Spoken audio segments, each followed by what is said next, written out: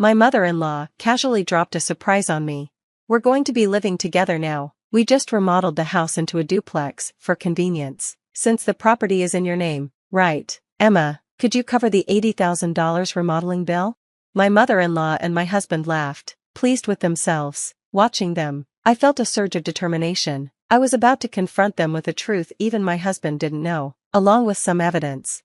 I'm Emma Davis, 26 years old. I live in a quiet, nature-filled area outside the city, working an office job and enjoying drawing as a hobby. Recently, I've been uploading my art to social media, and I love reading people's comments on it. My husband is 3 years older than me, and we're happily married, living in a cozy old farmhouse we bought right after the wedding. But since we got married, we've had a monthly visitor who always brings stress along with her, my mother-in-law. Emma, I'm here, open up, she shouted, banging on the door. I quickly opened it, trying to smile. Coming, mother-in-law, though there's a doorbell, she never uses it. There are so many bugs around here. Where's George? Still at work, poor thing. Even on a Saturday, I brought him some of his favorite food. She stood there holding a large bag, looking a little annoyed. I kept my forced smile as she chatted nonstop. My husband is her only child, so she feels the need to take care of him constantly. Even after he got married, she even helps me with house chores, like the time she rearranged everything in the fridge, and I had to hunt for ingredients the next day. Before our wedding, my husband told me, if my parents ever need help, we'll live together. I want you to be okay with that. I didn't like the idea of leaving our beloved farmhouse, but I had accepted it. What worried me more, though, was the idea of living with my mother-in-law full-time. 2 years into our farmhouse life, my husband told me that his father had fallen and broken his leg. They need our help now, so let's live together like we discussed, he said. Yes, I think it's the right thing to do. Can I still keep up with my drawing hobby? I asked, worried about losing my free time. I agreed to move in with them, mostly because I was concerned for my father-in-law, but I felt anxious that housework and taking care of my in-laws might take away from my precious drawing time. Whether my husband knew about my anxiety or not, he just said, I want you to prioritize the house, and then left the room to go to his office.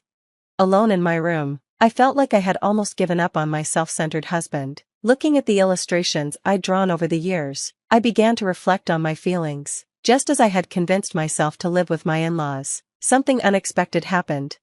While at work one day, I suddenly felt numbness in my hands and feet, followed by intense dizziness, and I collapsed. Thankfully, a colleague called an ambulance immediately, so I was safe, but I was diagnosed with a stroke at a young age. I regretted ignoring my high blood pressure, which I'd noticed during health checks but never seriously addressed. I was told I'd need surgery, rehabilitation, and a hospital stay that would last about 2 months.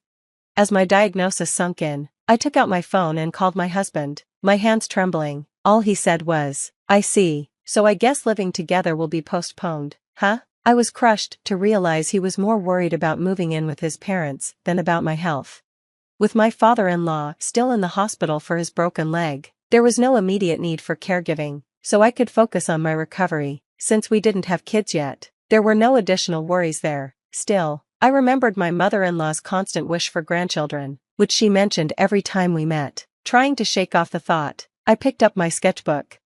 Between preparing to move in with my in-laws and all the medical tests after my collapse, I hadn't had time to draw. I realized that once I started living with them, I'd probably have even less time. So, I decided to treat this hospital stay as my last chance for some freedom and fully enjoy my hobby. Once I was out, I promised myself I'd do my best for my husband and his parents, whether with housework or anything else. The 2 months passed quickly, and soon it was time for me to leave the hospital. My husband casually asked if I wanted him to pick me up, but I wanted some time alone, so I declined. As I sat on the bus, watching the familiar scenery go by, I realized I was close to home. The sunlight sparkled on the green leaves, and I felt a bittersweet sadness, knowing I'd be leaving this beautiful, peaceful place soon. Since my in-laws' house was closer to the city center, I knew my life was about to change dramatically. Feeling a bit sad, I slowly got off the bus at the familiar stop. As I walked toward our old home, I suddenly froze in my tracks. The charming, old house I loved was gone. In its place stood a completely unfamiliar, remodeled house. Since I'd been in the hospital for 2 months, I wondered if I was confused about the location, but after checking the nearby buildings, I knew I was in the right place. There was no mistake. Feeling unsettled, I nervously pressed the intercom. My husband's voice answered. Yes? Recognizing him, I replied, "It's Michelle." A moment later, he opened the door, looking casual and slightly disheveled. "Ah, welcome home. You're back sooner than I thought," he said, sounding relaxed. "I could have picked you up today. I had the day off." "George, what happened to our house? Why does it look so different?" I asked, barely able to hide my shock. But George just looked at me blankly, saying, "Huh? What's up? What do you mean?" Then I heard laughter coming from inside. Dread filled me, and I walked past George, heading toward the living room. Opening the door to the unfamiliar living room, I saw my mother-in-law lounging on the couch, laughing at something on the TV. She looked up and said, "Oh, Michelle, welcome back. Those hospital stays are so long, aren't they?" "Don't worry, I took care of the house while you were gone." My heart sank as I asked her why the house looked so different. Without a trace of guilt, she explained, "Well, since we're all going to live together now, I just remodeled it into a duplex to make things more comfortable." The phrase, "just remodeled it into a duplex," kept echoing in my mind. My mother-in-law was always interfering in our lives, but I never thought she'd actually remodel the house without asking. Weren't we supposed to move in with her in her house closer to the city? She always complained about the bugs and the distance from the station here. But now, she smiled and turned off the TV, leaning in to say, "Oh, there's something else important to tell you. The remodeling was a bit expensive. Michelle, the title of this house is under your name, right? Sorry, but could you cover the payment?" She laughed without a trace of regret. "It's $80,000. Her words hit me like a punch, and I felt my legs shaking. I couldn't even respond. She just stood there smiling, and at that moment, my husband walked in. I rushed over, hoping he'd understand my shock. I told him what his mother had said, desperate for his support. But his answer was as cold as ever. "Well, that sounds right. Go ahead and cover it, okay?" That was it. This was the same man who cared more about living arrangements than my health when I had a stroke. He always went along with whatever his mother said, never questioning her. The frustration I'd been feeling toward him flooded over me, and I felt completely done. From the bottom of my heart, I knew I was ready to leave this family. "George, I understand now," I said. "I'm going to divorce you. And, Cecilia," I added, looking at my mother-in-law, "you can take care of the renovation costs on your own." I turned to leave, but they weren't about to let me go so easily. My husband sneered. "Fine, I've been losing interest in you anyway, but remember, the house is in your name, so you're responsible for the payment." "Yeah, leave if you want, but pay your dues first," my mother-in-law added smugly. Their selfish demands shocked me. I couldn't help but sigh. I refused to turn around, knowing I'd see their smug, satisfied faces. Standing tall, I replied, "You both keep saying the house is in my name. Did you forget? The ownership was transferred to you, George." I revealed the truth to them, but they only laughed, assuming I was lying to avoid paying. That's when I reminded them that George had asked me to transfer the property title to his name when we got married, saying he didn't want the house to be in his wife's name for appearance's sake. I didn't care much about it, so I'd agreed and transferred the ownership to him. Their smug laughter stopped instantly, and I could see panic setting in. "I don't remember asking for that, and you don't have any proof," George said, trying to deny it. Anticipating this, I calmly walked over to an old drawer, pulled out the property document, and held it up to their faces, pointing to the line that showed George's name as the owner. My husband's face turned pale. "That's fraud. I can't believe you actually did it," he stammered, realizing the $80,000 remodeling bill would fall on him. His sudden anger disgusted me.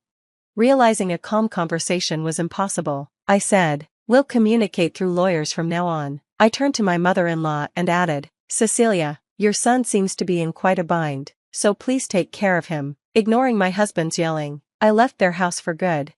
Afterward, my husband tried calling several times, but I didn't respond. Everything was handled through my lawyer, and given our already strained relationship and issues with his mother, the divorce went through smoothly. My husband's claim that the name change was fraud was dismissed since it was proven that we had agreed to the transfer 2 years ago when we got married. My lawyer reassured me that it was entirely legal.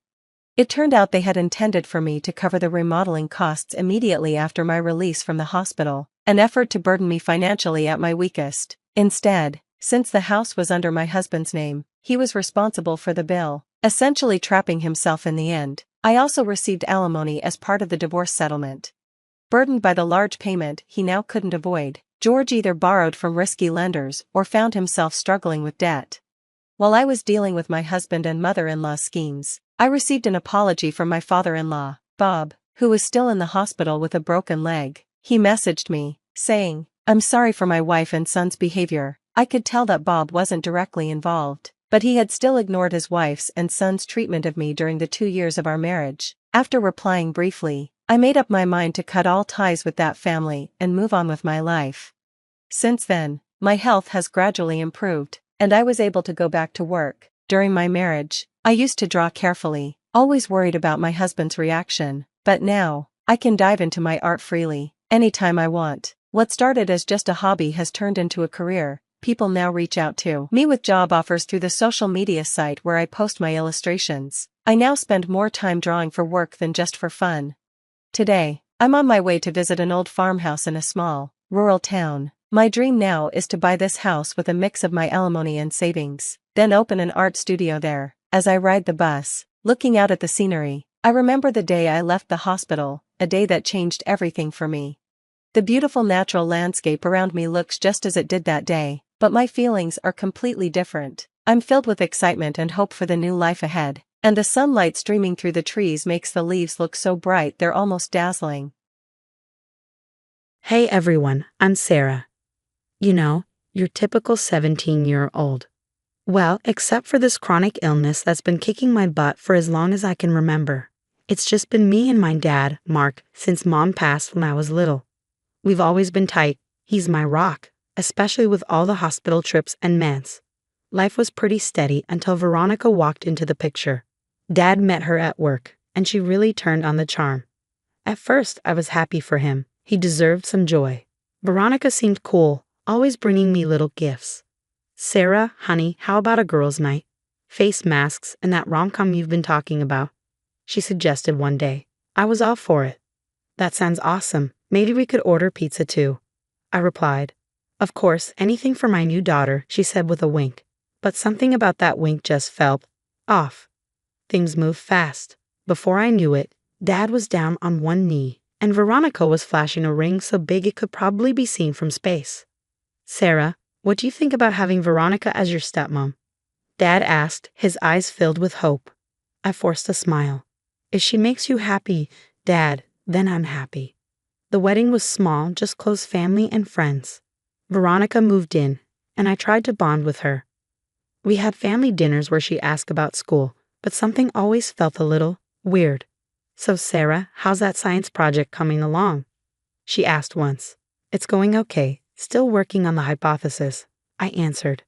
"Well, don't stress too much, it's not like you're curing cancer or anything," she said, laughing, but her eyes stayed cold. Then came that one night. I woke up feeling like my insides were ripping apart. The pain was unreal. "Dad, Dad, help," I cried out. He burst into my room, panic all over his face. "Sarah, talk to me. What's wrong?" "It hurts, Dad. It really hurts," I whimpered. From the doorway, I heard Veronica. "Mark, maybe we should wait it out. You know how dramatic teenagers can be." But Dad wasn't listening. He scooped me up and rushed me to the car. As we sped to the hospital, I caught a glimpse of Veronica in the rearview mirror. She looked annoyed, like my pain was ruining her night. At the ER, while the doctors worked on me, I overheard Dad and Veronica outside my room. "Mark, these hospital bills are going to be insane. Are you sure this isn't just?" "Just what, Veronica?" "Our daughter is in pain. Nothing else matters right now," Dad shot back. The way she said, "Sure of course," sent chills down my spine. Things got worse after that night. I was missing more school, and my treatments became more intense. One morning, I overheard them arguing again. "Mark, these bills are out of control. We can't keep doing this." Veronica snapped. "What do you want me to do, Veronica? She's my daughter." Dad replied. "I'm just saying, maybe she's exaggerating a bit. For attention." I couldn't believe it. My own stepmom thought I was faking it. I wanted to march in and yell, but then another wave of pain hit me. I collapsed. "Dad, help," I called out. They both rushed in, but Veronica's face, she looked irritated, like I was an inconvenience. "Sarah, again, don't you think you're being a bit dramatic?" she said, her voice dripping with fake sweetness. Honey, are you sure it's not just stress from school? Dad asked, looking torn. I couldn't believe what I was hearing. Are you kidding me? I can barely stand, I shouted. Just then, my best friend Alex showed up, thank God. Holy crap, Sarah, what's going on? Alex asked, rushing to my side. She's fine, just being dramatic, Veronica chimed in, rolling her eyes. Alex wasn't having it. She looks like death. We need to call an ambulance now. Let's not overreact. Veronica started, but Alex had already pulled out her phone.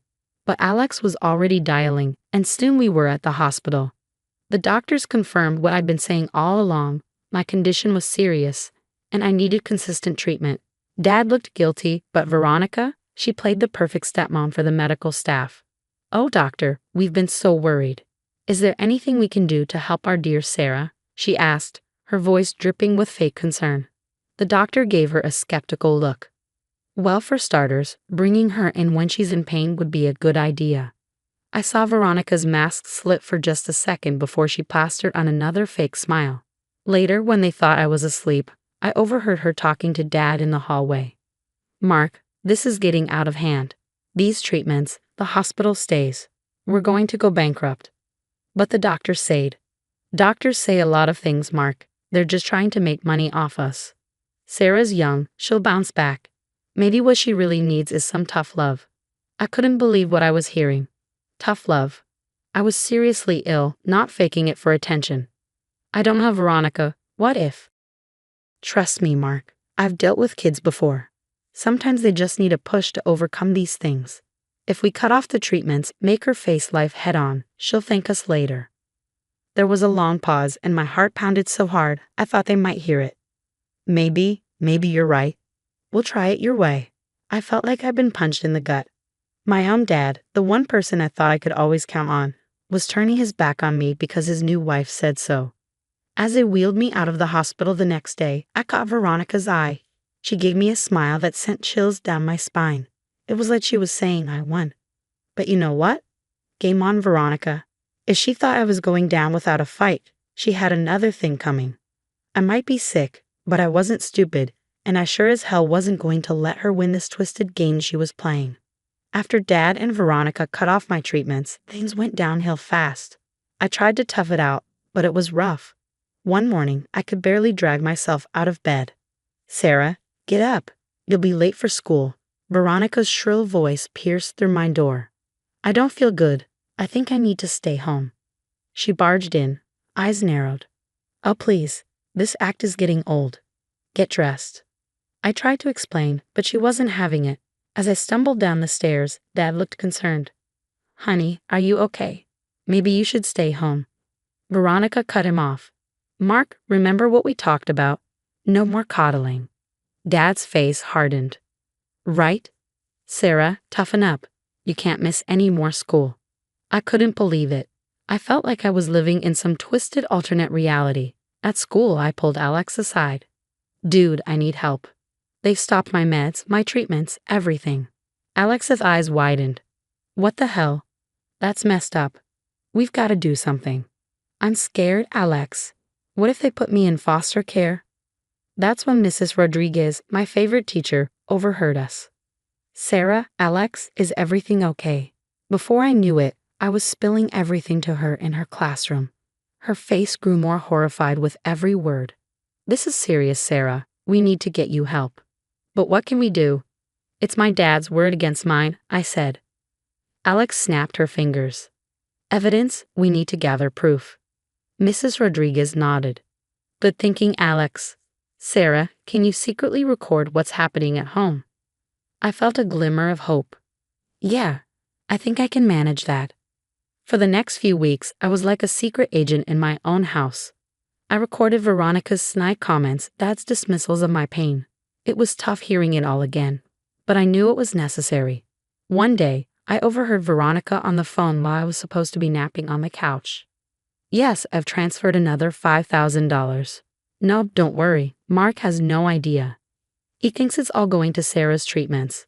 My eyes shot open. She was stealing from us. I quickly hit record on my phone, praying she wouldn't notice. Of course, I'll be careful. These idiots suspect nothing. I'll have the account drained in no time. I felt sick, and not just from my illness. How could Dad not see through her?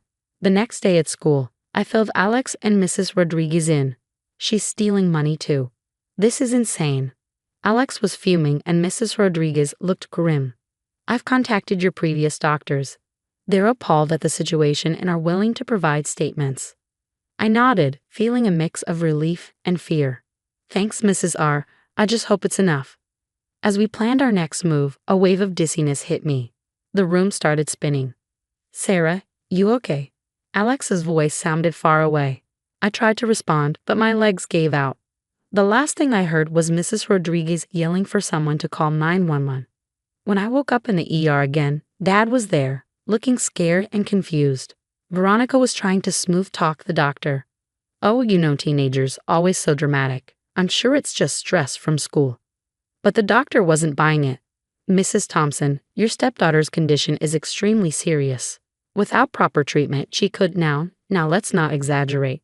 Mark and I know what's best for our Sarah, Veronica interrupted.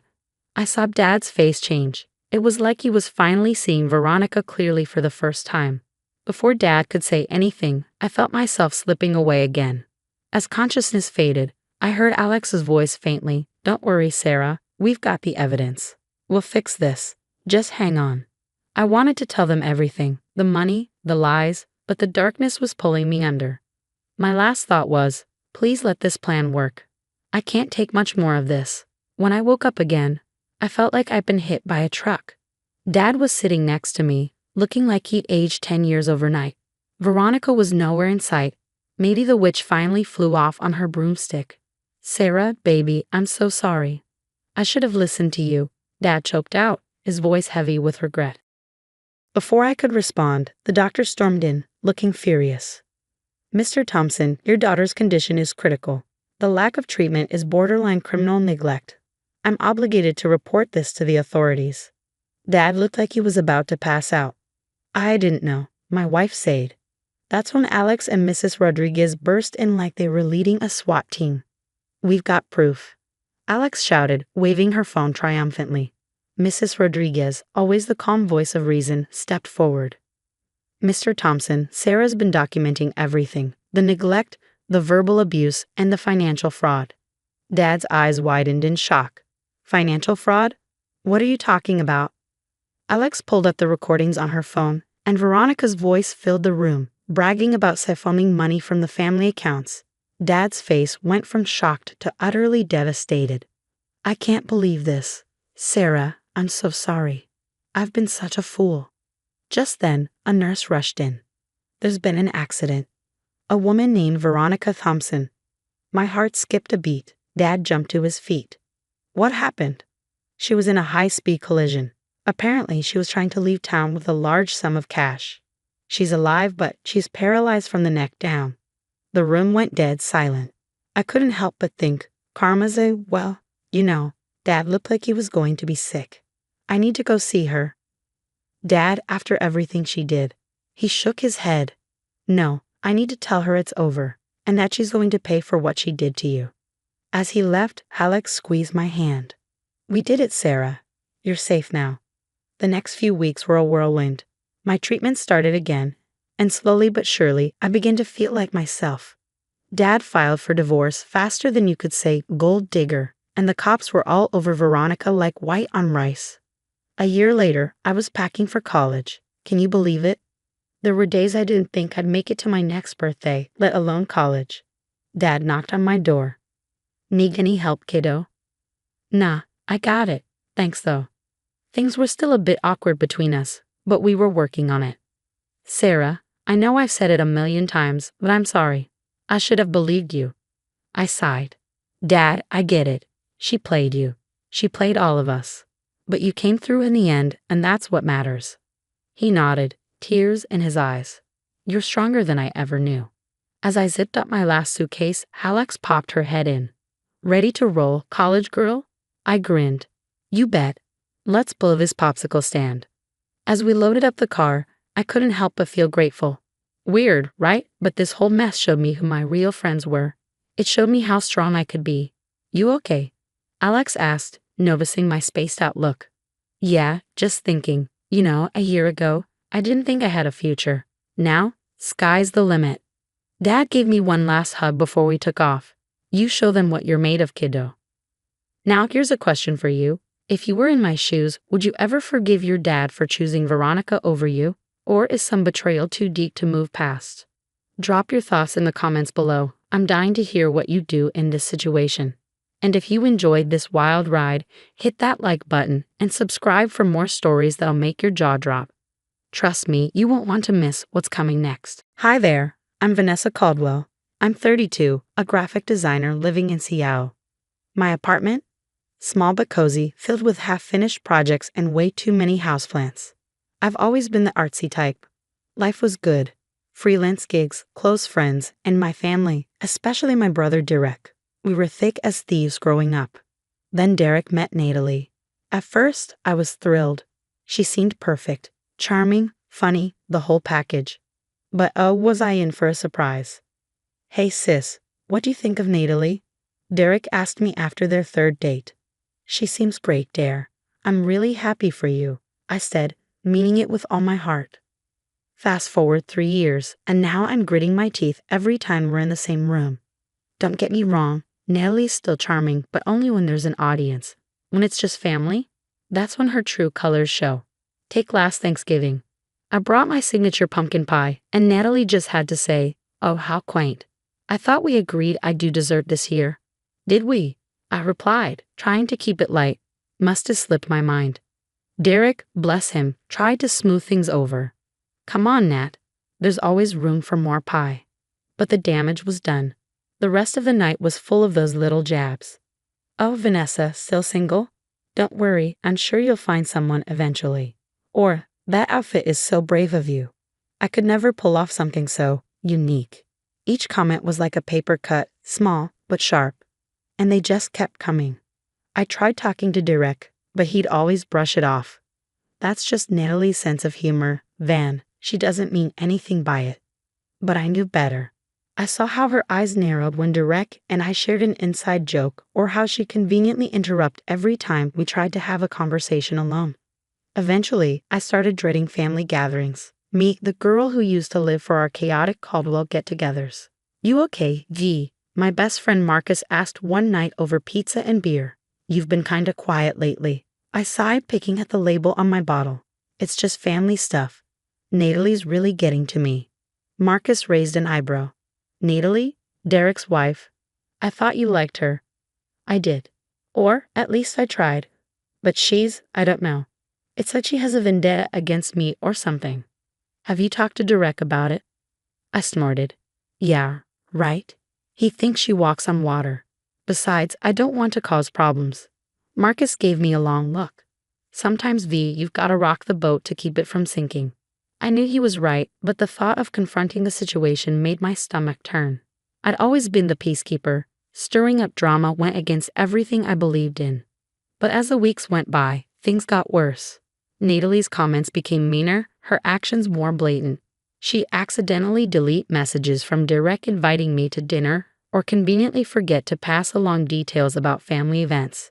It felt like I was losing my brother, my family, and I had no idea how to stop it without making everything blow up in my face. Little did I know, the real explosion was yet to come, and it would change everything. I pulled up to Evergreen Park for our annual Caldwell family picnic. The sun was shining, but I felt a chill when I saw Natalie's icy stare from across the lawn. I took a deep breath and plastered on a smile. Hey everyone, I brought potato salad. My mom rushed over, wrapping me in a hug. Oh honey, you didn't have to, but I'm glad you did. Your potato salad is always a hit. I noticed Natalie's lip curl slightly. I made potato salad too. I guess great minds think alike, right, Vanessa? I forced a laugh. Guess so. The more, the merrier, right? The afternoon progressed with the usual family chaos. Kids running around, uncles arguing about politics, and my cousin starting an impromptu volleyball game. I was starting to relax, finally enjoying the light-hearted atmosphere. Van, come play horse shows with us. My brother Derek called out. I jogged over, grateful for the distraction. Prepare to be demolished, little bro, I teased, grinning as we started the game.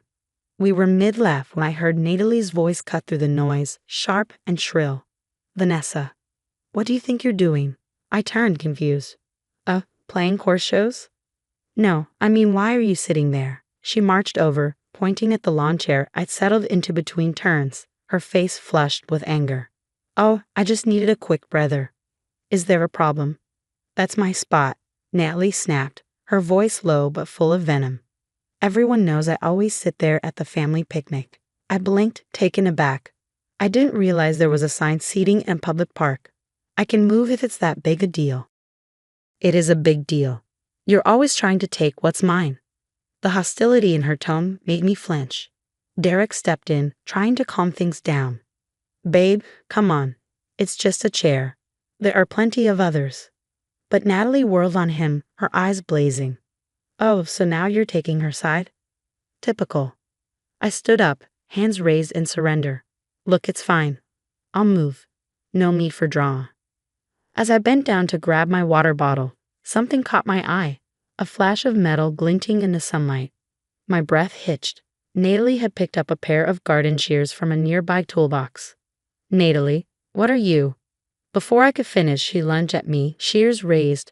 I stumbled backward, crashing onto the grass as the sharp blades missed my face by inches.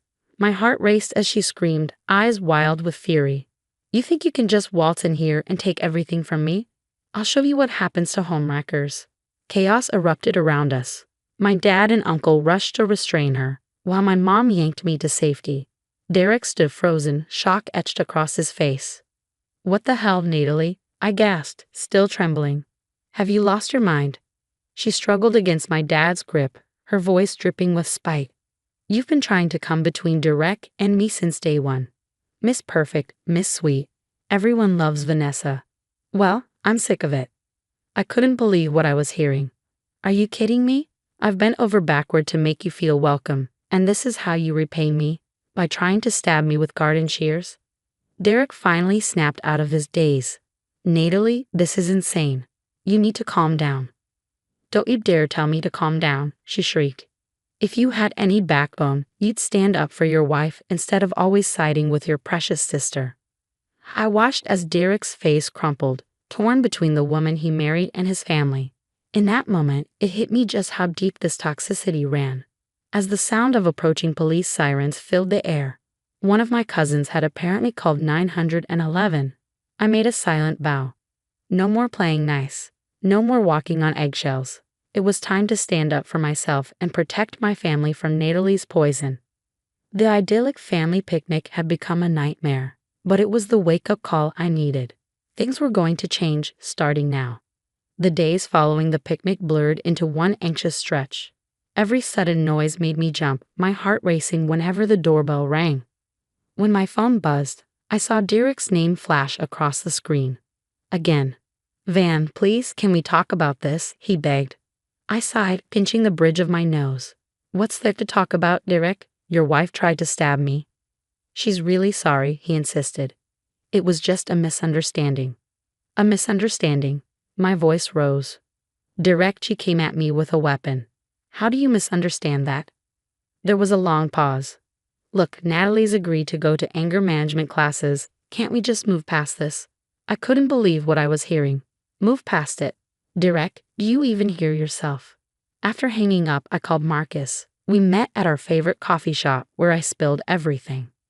Jesus, Van, that's insane, Marcus said, his eyes wide with disbelief. What are you going to do? I stirred my latte absently. I don't know. I feel like I'm going crazy. Am I overreacting? Marcus leaned forward, his expression serious. No way. This is serious. Listen, I've got some contacts in the PI world. Let me do some digging on Natalie. I hesitated. I don't know, Marcus. That feels invasive. Invasive? He raised an eyebrow. More invasive than attacking you with gardening tools? Point taken. A week later, Marcus called me, his voice tense. Van, you need to see this. Can you come over? At his apartment, he laid out a stack of documents. Natalie's been busy. 2 restraining orders from ex-boyfriends, a sealed juvenile record, and get this, she was fired from her last job for embezzlement. My head spun. What? How did Derek not know about this? Marcus shrugged. She's good at covering her tracks. But that's not all, Marcus said, his voice tense. Remember that big client you lost last month? I nodded, confused by the sudden shift in topic. Well, I did some digging. Turns out, Natalie's been spreading rumors about you, telling potential clients you plagiarized designs and missed deadlines. The room seemed to spin. What? Why would she do that? My guess? She's trying to isolate you, cut off your income and your support system. A wave of nausea washed over me. I have to tell Derek. Be careful, Van. People like Natalie don't go down without a fight. I agonized for days about how to approach Derek. Finally, I invited him over for dinner, determined to have the conversation. As soon as he arrived, I could see the unease on his face. Thanks for coming, I said, trying to keep my voice steady. Derek shifted uncomfortably. Yeah, well, Natalie wasn't thrilled about it. I took a deep breath. Derek, there's something you need to know about Natalie. My mom, who had been in the kitchen, now stood in the doorway, concern etched into her face. What's going on? I exhaled slowly, feeling the weight of what I was about to say. She's been sabotaging my business, and there's more. She has restraining orders from her past. She embezzled from her last job. Derek sat frozen, his face turning pale as I laid out everything. My dad's voice broke the silence, tight with tension. How do we know this is true? I pulled out the documents Marcus had gathered. It's all here, Derek. I didn't want to believe it either, but the doorbell rang, cutting me off. It was Marcus, looking grim. Van, you need to see this. He switched on the TV. There on the screen was Natalie being led away from her office in handcuffs. Natalie Williams was arrested today for embezzling over $500,000 from her employer, the reporter announced. The room fell silent. Derek's voice, when he finally spoke, was hollow. I'm filing for divorce. The weeks that followed were a whirlwind. Derek moved out of the apartment he'd shared with Natalie, and I helped him find a new place. Natalie's lawyer reached out, desperate for character witnesses. Please, Vanessa, Natalie begged me over the phone one afternoon. I know I messed up, but I can change. I'll get help. I stayed firm. I'm sorry, Natalie, but no, you've had your chances to change. It's time to face the consequences of your actions. As her trial approached, I threw myself into rebuilding my design business. With Natalie's sabotage exposed, old clients came back, and new opportunities poured in. One evening, after a long day of work, Marcus dropped by with takeout.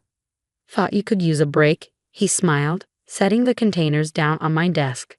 As we ate, I realized just how much I had come to rely on him. Thanks for everything, Marcus. I honestly don't know how I would have gotten through all this without you. He reached out, giving my hand a reassuring squeeze. Hey, that's what friends are for. But the way he looked at me made me wonder, maybe we could be more than friends. Months passed. Natalie was sentenced to 5 years in prison for embezzlement, and Derek started therapy to work through the trauma of their relationship. As for me, my business was thriving, my relationship with my family was stronger than ever. And Marcus and I were exploring what could become of our new relationship, taking things slow but steady. One day, I received a letter from Natalie in prison. She apologized, saying she was getting help and that she finally understood the harm she had caused. Part of me wanted to believe her, but I knew better now. I wrote back a short note. I hope you find peace, Natalie, but our paths won't cross again. As I sealed the envelope, a sense of closure washed over me. I had stood up to the toxicity, protected myself and the people I loved, and come out stronger for it. Life wasn't perfect, but it was real, and it was mine. That night, curled up with Marcus, watching a movie, I realized something. I was happy, truly happy. I had faced my worst fears and survived. Whatever came next, I knew I was ready. The story of Vanessa and Natalie has come to an end, but now I have a question for you. How far would you go to protect your family from a toxic person? Would you investigate their past or confront them directly? Share your thoughts in the comments below. And if you enjoyed this story, don't forget to like and subscribe for more tales of survival and justice. Hi, I'm Diana. Life's been pretty good to me, I have to admit. I've got an amazing job as a marketing executive, a loving husband named Tom, and 2 incredible kids, Noel, who's 12, and Liam, who's 8. We live in a beautiful neighborhood just outside of Chicago, and I'm not going to lie, we tend to turn heads when we go out as a family. Just the other day at the park, this woman came up to me and said, "Your children are so beautiful and well behaved. You must be so proud." I smiled and thanked her, but inside I was beaming. It wasn't the first time we've heard that kind of compliment. Noelle has always been a bit of a genius. Just last week, she came home waving a piece of paper. Mom, I got the highest score in my class on the math test." I hugged her tight, my heart swelling with pride. "That's my girl. We're going to celebrate big time." Liam isn't far behind in his own way either. He has a gift for science that sometimes leaves me speechless. Just yesterday, he was explaining something complicated about planets that went right over my head. "And that's why Saturn has rings, Mom," he said, his eyes glowing with excitement. "Tom and I make a great team. He's always been supportive of my career, and I make sure I'm there for all the important moments with the kids. We're not perfect, but honestly, we're pretty close." Then there's my sister-in-law, Monica. She's family. She visits a lot with her kids, Jenna and Kyle. They're good kids, but sometimes I catch Monica giving us this strange look, like something's bothering her. "Diana, your house is always so perfect. How do you manage it all?" she asked the last time she was over. Her voice was sweet, but there was this sharpness underneath. I just laughed it off, saying, "Oh, lots of coffee and late nights." But after that, odd things started happening whenever she came around. Noelle's favorite doll disappeared, only to turn up in the trash later. Monica claimed she saw Noelle throw it away herself. But that didn't sound like my daughter at all. Another time, Liam's science project was mysteriously knocked over right before the school fair. Monica had been the only one in the room, but she swore she hadn't touched it. I tried to brush it off, she's family, right? But a nagging feeling kept gnawing at me. Anyway, I got bigger things to worry about. Noelle just won the regional spelling bee, and I'm planning a big celebration for her. Balloons, cake, everything. I want her to know how proud we are. "Mom, do we have to invite Aunt Monica?" Noelle asked when I told her about the party. "Honey, she's family. Of course we do," I said, even though that uneasy feeling crept back into my stomach. The day of Noelle's party arrived, and the house was buzzing with excitement. Balloons filled the living room, and the smell of freshly baked cake filled the air. I was putting the last touches on the decorations when Monica walked in with her kids. "Diana, you've really outdone yourself this time," she said, her eyes scanning the room. "Thanks, Monica. We're just so proud of Noelle," I replied, keeping my tone friendly. As the guests began to arrive, I noticed Noelle looking a little anxious. "You okay, sweetie?" I asked. "Yeah, Mom, just a bit overwhelmed," she admitted. That's when Monica swooped in. "Why don't I help you get ready, Noelle? We can fix your hair upstairs before the photos." Before I could say anything, they were already heading up the stairs. I should have trusted my gut, but I was too busy greeting guests to stop and think. About 20 minutes later, I heard a commotion upstairs, and when Noelle came down, my heart nearly stopped. Her long, beautiful hair, the hair she'd been growing for years, was chopped off in jagged chunks, barely reaching her shoulders. Tears streamed down her face. "What happened?" I gasped, rushing to her side. Monica followed behind, scissors still in hand. "Oh, Noelle wanted a new look for her big day. Isn't it cute?" she said, her voice unnervingly casual. "No, I didn't," Noelle sobbed. "She just started cutting." I felt a wave of anger boiling inside me. "Monica, what were you thinking?" She asked me to do it. Monica insisted, but her eyes darted away from mine, avoiding any real confrontation. I wanted to scream, to throw her out of my house on the spot, but I could feel the eyes of our guests on us. For Noelle's sake, I swallowed my rage. Let's just try to enjoy the party," I managed to say, though my voice trembled. As the party went on, I couldn't focus on anything. Every time I caught a glimpse of Noelle, her eyes red and puffy, forcing a smile for the guests, it broke my heart. Then, I overheard Monica talking to our neighbor Susan. "It's such a shame about Noelle's hair, but some kids just aren't meant to have long hair. It was always so stringy anyway," Monica said, her tone filled with fake sympathy. I clenched my fists, biting my tongue to stop the sharp words I wanted to fling at her. But then something clicked. The missing doll, Liam's ruined science project. It all made sense now. These weren't coincidences or accidents. Monica had been deliberately trying to hurt my children. After the last guest left, I found Noelle curled up on her bed, still in her party dress, quietly crying. "Oh, sweetie," I whispered, sitting beside her and gently stroking what was left of her hair. "Why would Aunt Monica do this, Mom?" she asked between sobs. "I don't have baby, but I promise you, I'm going to find out," I vowed, anger and determination swelling within me, "and I'll make sure she never hurts you or anyone else in this family again." As I held my daughter, my mind raced. How long had this been going on? What else had Monica done behind our backs? One thing was clear. This wasn't over, not by a long shot. After that disastrous party, I couldn't just sit back. I needed answers. I started discreetly reaching out to family and friends, asking casual questions about Monica. "Hey Sarah, has Monica ever said anything odd about us?" I asked one of our close friends. Sarah hesitated. "Well, she did mention that Noelle struggles in school." "But that can't be true, right?" My blood boiled. Noelle was a straight-A student. What else had Monica been saying? Next, I called Tom's mother. "Mom, have you noticed anything strange about Monica lately?" Tom's mom sighed. "I didn't want to cause trouble, but I've seen her pocket a few small things from your house, like a figurine or a piece of jewelry." I was floored. Monica had been stealing from us. When I started checking around, I realized several small valuables were indeed missing. The final straw came when Liam's big science fair was approaching. He'd been working on his project for months. One afternoon, Monica offered to help him adjust a part of it. "I'll just tweak this," she said, reaching for a crucial component. "Monica, wait." I called out, rushing over.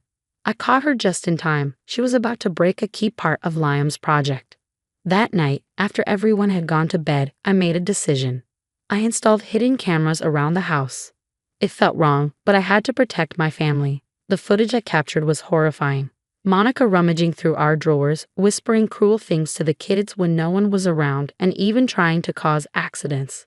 In one recording, she told Noelle, "Your mom only loves you because you're smart. Better keep those grades up." I was livid. How dare she manipulate my children like that? But the real bombshell came when I overheard Monica on the phone while she was in our guest bathroom. "I know I owe you money," she hissed. "I just need more time." Curious, I started digging. It turned out Monica was in deep debt, gambling and spending far beyond her means. Was that why she had been stealing from us?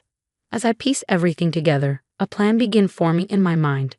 I couldn't let Monica keep hurting my family. It was time to expose her for who she really was. I set up a family dinner and invited Monica and her husband over. I made sure to leave some tempting valuables in plain sight, and the hidden cameras were ready. As I prepared for the dinner, my heart raced. This was it. Tonight, everything would change. Monica had no idea what was coming. The night of the dinner arrived, and I felt a mix of nerves and resolve. I had invited Tom's parents, my closest friend Sarah, and of course, Monica and her husband Steve. As everyone settled in, I subtly steered the conversation. "So, Noelle, how's that advanced math class going?" I asked. Noelle beamed. "Great, Mom. I got the highest score on our last test." I saw Monica's eye twitch and she muttered, "Well, not everyone can be good at everything." As the night went on, I kept highlighting my kids' achievements, and with each comment, Monica grew more agitated. Finally, she snapped. "Oh, please, your kids aren't that special. Noelle is probably cheating on those tests and Liam's science projects. We all know you do them for him." The room went silent. That's when I stood up. "I think it's time we all saw something," I said, turning on the TV. The hidden camera footage began playing. Everyone watched in horror as Monica's true nature was revealed. The stealing, the cruel words to my children, the attempted sabotage. Tom's mother gasped. "My pearl necklace. Monica, how could you?" Steve turned to his wife, his face pale. "What's this about owing money? Monica, are we in debt?" Monica's face crumbled. "I can explain." But there was no explaining away what we'd all seen. As her world unraveled, she turned to me, her eyes pleading. "Diana, I'm so sorry. I didn't mean to." I cut her off. "No, Monica, you don't get to apologize. You've been hurting my family for years. It stops now." Tom stood beside me, his arm around my waist. "I think it's best if you leave, Monica, and don't come back." As Monica and Steve left, the family rallied around us. Tom's parents hugged the kids, apologizing for not realizing what had been happening sooner. Sarah squeezed my hand, telling me how brave I was for standing up. In the weeks that followed, word spread that Steve had filed for divorce after uncovering the full extent of Monica's gambling debts. There was even talk of legal action for the thefts. 6 months later, life had changed dramatically. Noelle's hair had grown back, and she was thriving in school, more confident than ever. Liam had won the science fair, beaming with pride at his accomplishment. One night, as I tucked the kids in, Noelle looked up at me. "Mom, I'm glad Aunt Monica's gone. I feel safer now." I hugged her tight. "Me too, sweetie, me too." Later, cuddling with Tom on the couch, I reflected on everything we had been through. "You know," I said, "as awful as all of this was, I think it made us stronger." Tom nodded. "We protected our family. That's what matters most." I smiled, feeling more united and resilient than ever. We had faced the storm and come out stronger on the other side. And if anything like this ever happened again, I knew we'd be ready. Because nothing and no one was going to hurt my family again. Now I have a question for you. If you were in Diana's shoes, would you have exposed Monica's actions publicly at the family dinner, or would you have confronted her privately first?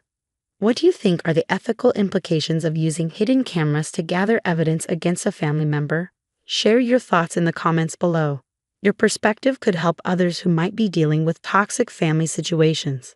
If you found this story engaging, please hit that like button and subscribe to our channel for more compelling content. Your support helps us continue sharing thought-provoking stories. Thanks for watching, and I look forward to reading your responses. Hi, I'm Julia. Let me take you back to that sunny Saturday. It started like any other, but ended up changing everything. As I pulled into my brother Ethan's driveway, I felt a mix of excitement and nerves. It had been a while since the whole family gathered, and I was eager to see everyone, especially since I had just landed my new job as a manager at a top marketing firm. My old car, a 2002 blue sedan, was packed with bags of chips and homemade salsa. It wasn't much to look at, but it was mine, paid off and reliable. As soon as I got out, Ethan was the first to greet me.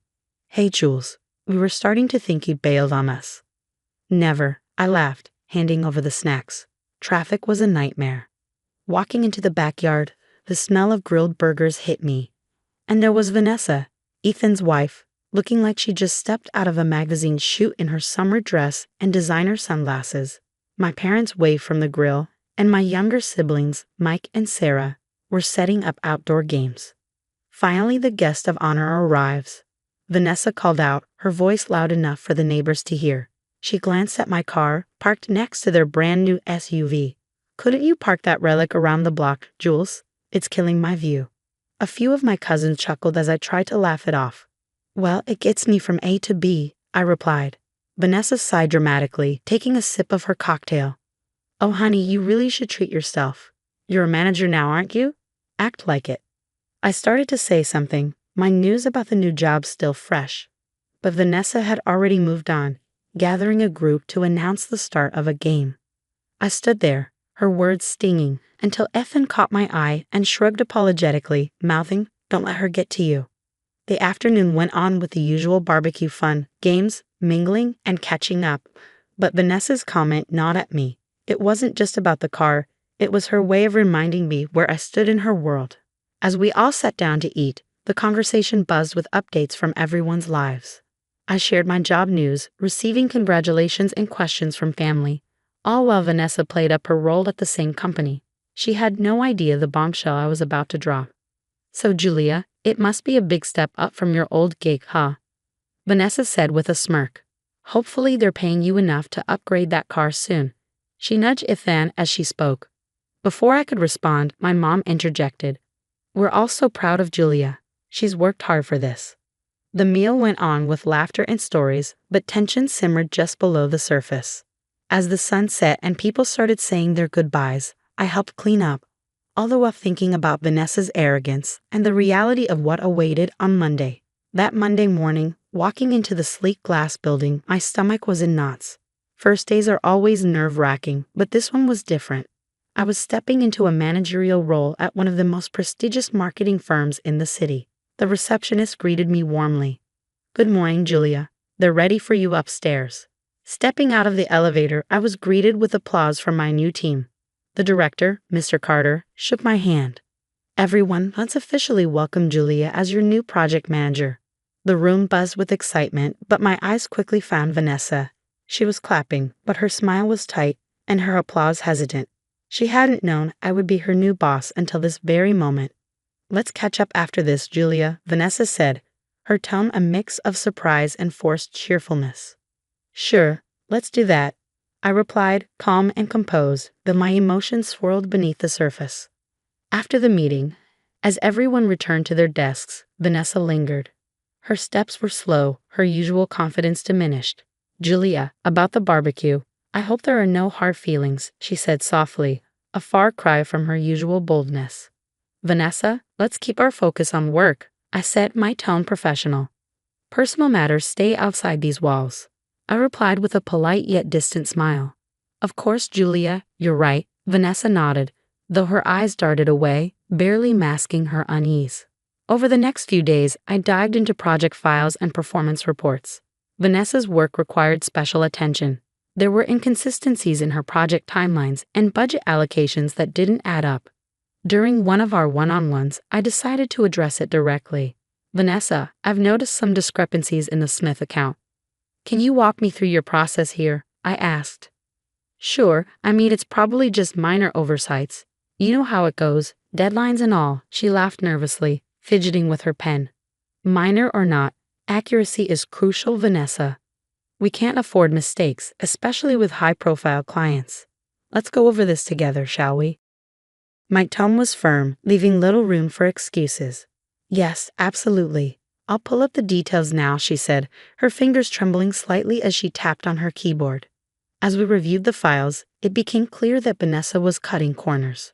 Her work barely skimmed acceptable standards. Each session revealed more gaps, and I documented everything meticulously, preparing for the inevitable.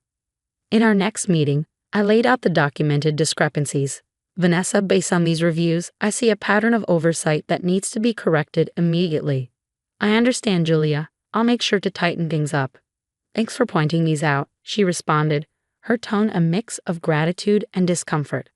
I nodded. Let's ensure it doesn't continue. Our clients and our team rely on our diligence. As she left my office, the weight of the situation seemed to settle on her shoulders. For me, it was about protecting the integrity of our work, but I couldn't help but feel a faint twinge of satisfaction. Justice, in its own way, was being served. That following Monday, the stakes were high, not just for me, but for Vanessa too. Today was her proving ground. She walked in, clutching her oversized designer bag and a stack of files, her heels clicking assertively on the polished floor.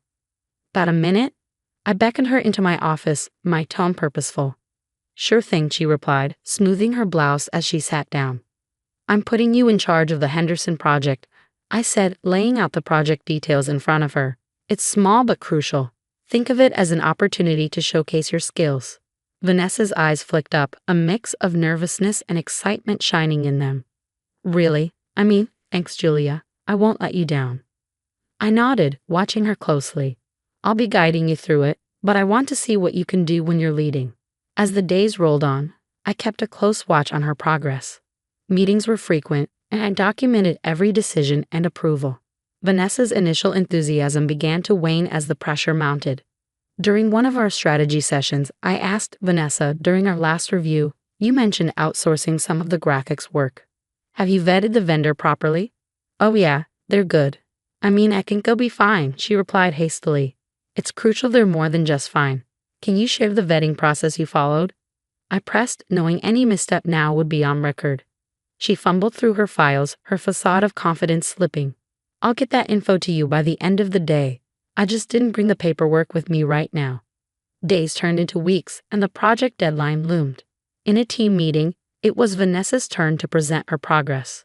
The room was full, and the air was thick with anticipation. Vanessa stood at the front, her report in hand, but her usual poise was absent. All right, let's see. For the marketing strategy, we're planning to, she stumbled over her words. Her report lacked the depth and clarity expected. Mr. Carter, seated in the corner, raised his eyebrows and gave me a slight nod. This was the moment. Vanessa, I interjected, Could you elaborate on how the budget was allocated? There seemed to be some discrepancies between your report and the initial estimates. Her face flushed. Well, I had to make some last-minute changes. The costs, they kind of got away from me. I see. It's crucial we stick to the planned budgets, especially with new clients, I remarked, turning to share a look with the team. It's important we all learn from this. The meeting ended, and as the team shuffled out, murmurs of concern about the project's status filled the room. Vanessa lingered, her defeat almost palpable. Julia, I tried to handle it.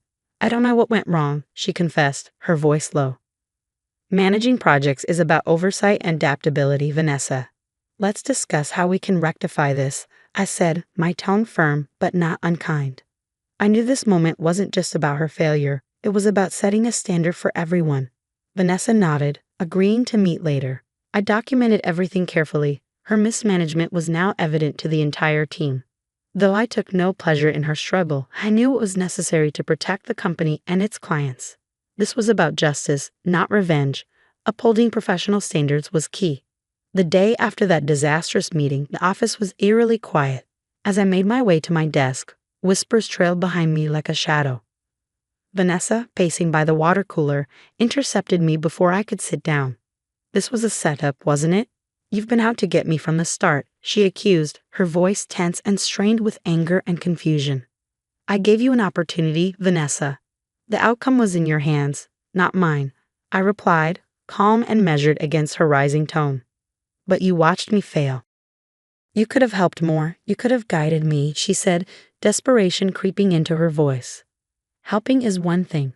Doing your job for you is another. We all have to meet our standards, and unfortunately, you didn't meet yours, I said. She scoffed, throwing her hands up in frustration. So that's it, huh? You're just going to watch me go down. I document everyone's performance, Vanessa. It's not personal, it's my job. Later that afternoon, Mr. Carter called us into his office. The atmosphere was thick, almost suffocating, as Vanessa and I sat across from him. He laid out the papers I had compiled, mismanaged budgets, unvetted vendors, timeline discrepancies. After reviewing the evidence and considering Julia's observations, we've decided it's best for the company that we part ways with you, Vanessa, he said firmly. Her face went pale, the fire in her eyes extinguished by the weight of the decision. I understand, was all she could manage, her voice barely a whisper. The news of Vanessa's termination spread quickly. At the next family gathering, the mood was mixed. My brother Ethan approached me as I poured myself some coffee. I know it's been rough, Jules. Are you okay? His concern was genuine, and it touched me. I did what was necessary, Ethan. It wasn't about revenge, it was about integrity. He nodded, clapping a hand on my shoulder. I know, sis, and I think, deep down, everyone else knows too. Our parents, ever supportive, made no comment on Vanessa's absence, choosing instead to focus on the family being together. As the night wore on, the heaviness lifted somewhat, laughter and chatter filling the space between us. Driving home later, the quiet hum of my old reliable car gave me a moment to reflect. Sitting in the driver's seat, watching the streetlights blur past, I considered everything that had happened.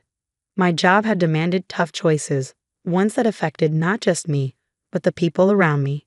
While I never sought to hurt Vanessa personally, my role was clear: uphold a standard. Ensuring justice at work meant making hard decisions, even if they impacted family. And while the weight of those decisions was heavy, I drove on knowing I'd done my job with as much fairness and integrity as I could muster. The road ahead was clear, guided by the principles I valued most. And that wraps up our story. What do you think? Was Julia right in her handling of Vanessa's situation, strictly upholding her professional duties? Or could she have been more supportive despite their past issues? Share your thoughts in the comments below. And don't forget to like the video and subscribe for more content like this. Your support keeps these stories coming. Hey, I'm Rosalina. I'm 32 and I'm crushing it as an engineer at Technova, one of the top tech companies out there. Life's good. I just landed this huge promotion leading our new AI division. It's the kind of role most engineers dream about. I'm in my office, finishing up a call with the CEO, when my phone buzzes. It's Mom. Rosie, honey, we're so proud of you. Your father's been telling everyone at his golf club about your promotion. I can't help but smile. Thanks, Mom. It's pretty exciting. We can't wait for the family dinner this weekend. Sarah's insisting on cooking. So sweet of her, isn't it? My stomach flits at the mention of Sarah, my sister-in-law. Oh yeah, super sweet. I hang up, but that uneasy feeling lingers. Sarah, Mark's wife, has never exactly been my biggest fan. Later that week, I'm having coffee with my best friend Jen. So ready for the big family dinner? Jen asks, raising an eyebrow as she sips her latte. I groan. As ready as I'll ever be. You know how Sarah gets. Jen rolls her eyes. Oh, you mean miss, my fifth failed business wasn't my fault. Yeah, I remember. She's been acting weirdly nice lately.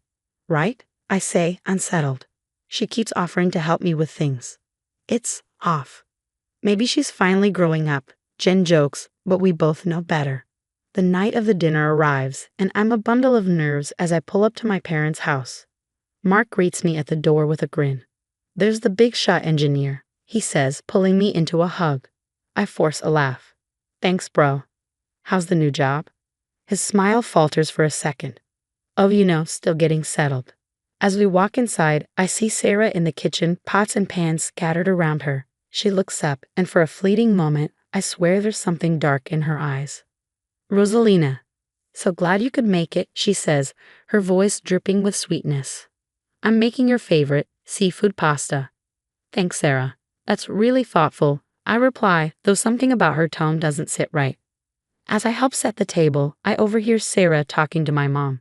It must be so nice for Rosalina, having everything handed to her on a silver platter, she says, her voice soaked in fake concern. I clench my jaw, swallowing down a sharp retort. This is going to be a long night. During dinner, Sarah keeps slipping in little jabs. Oh, Rosalina, I'm sure your new job is so fulfilling. Some of us have to work in the real world, though. I catch my dad's eye, and he gives me a knowing look. He gets how Sarah can be. As we're clearing the plates, she corners me in the kitchen. Rosalina, she says, her voice low, not everyone gets to be as perfect as you. Some of us have to struggle. I take a deep breath, trying to stay calm. We all have our own paths, Sarah. Your time will come. She lets out a laugh, but there's no joy in it. My time. Please, we both know you'll always be the golden child. The evening drags on, with Dad telling for the third time how he bragged about me at his golf club. And then I said, my Rosie, she's heading up the whole A division. He beams. I force a smile, noticing Sarah gripping her fork so tightly her knuckles turn white. It's really not that big of a deal, Dad, I say, trying to diffuse the tension. Sarah jumps in, her voice sugary sweet. Oh, don't be so modest, Rosalina. We all know how special you are. Mark shoots her a warning look, but she ignores him. Who wants more pasta? She chirps, already reaching for my plate. I made extra, just for you, Rosalina. Something in her tone makes my skin crawl, but I brush it off. Thanks, Sarah. It's delicious. As I take another bite, I notice Sarah watching me closely, her eyes fixed on my plate. I added a special ingredient, she says with a sly smile. Family secret. An uneasy feeling washes over me as the conversation flows around the table. But as the minutes ticked by, something felt wrong. My stomach churned, and a cold sweat broke out on my forehead. Rosie, are you okay?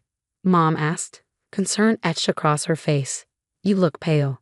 I tried to stand, but the room spun violently around me. I don't feel so good. Suddenly, a wave of nausea hit me like a freight train. I stumbled, knocking over my water glass. Rosal. Dad jumped up, catching me just as my knees buckled. Through the haze of dizziness, I heard Sarah's voice, oddly calm. Oh dear, maybe she's had too much wine. The room became a blur of panicked voices and hurried movement. I felt myself being lifted, then the cool night air slapped my face. We're taking you to the hospital, honey. Mom's voice sounded distant, like it was coming through a tunnel. Hold on. The car ride was a nightmare of pain and confusion. By the time we reached the ER, I could barely speak. Please, I gasped. Something's wrong.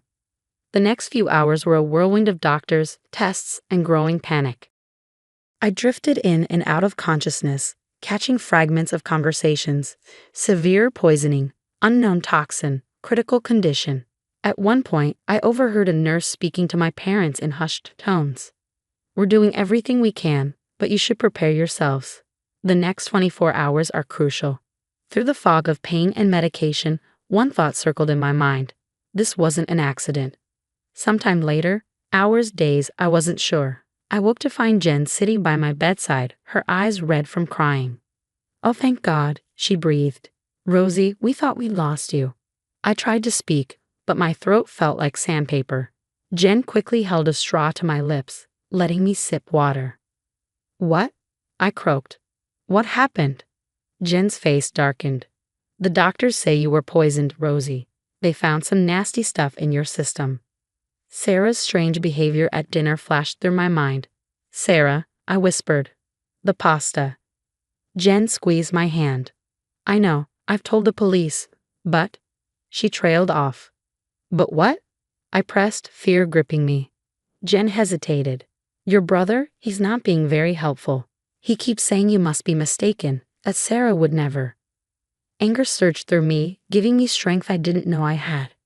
"Give me my phone," I demanded. "Rosie, don't." "Now, Jen." She reluctantly handed me the phone, and despite her protests, I dialed Mark's number. He answered on the second ring. "Rosalina? Are you okay? We've been so worried." I cut him off, my voice sharp. "Mark, listen to me. Sarah poisoned me. She tried to kill me." There was a long pause before Mark spoke again, his voice cold and distant. "Don't be ridiculous, Rosalina. You're just confused. Sarah would never do something like that. Stop trying to get attention and focus on getting better." The line went dead. I stared at the phone in disbelief, tears stinging my eyes.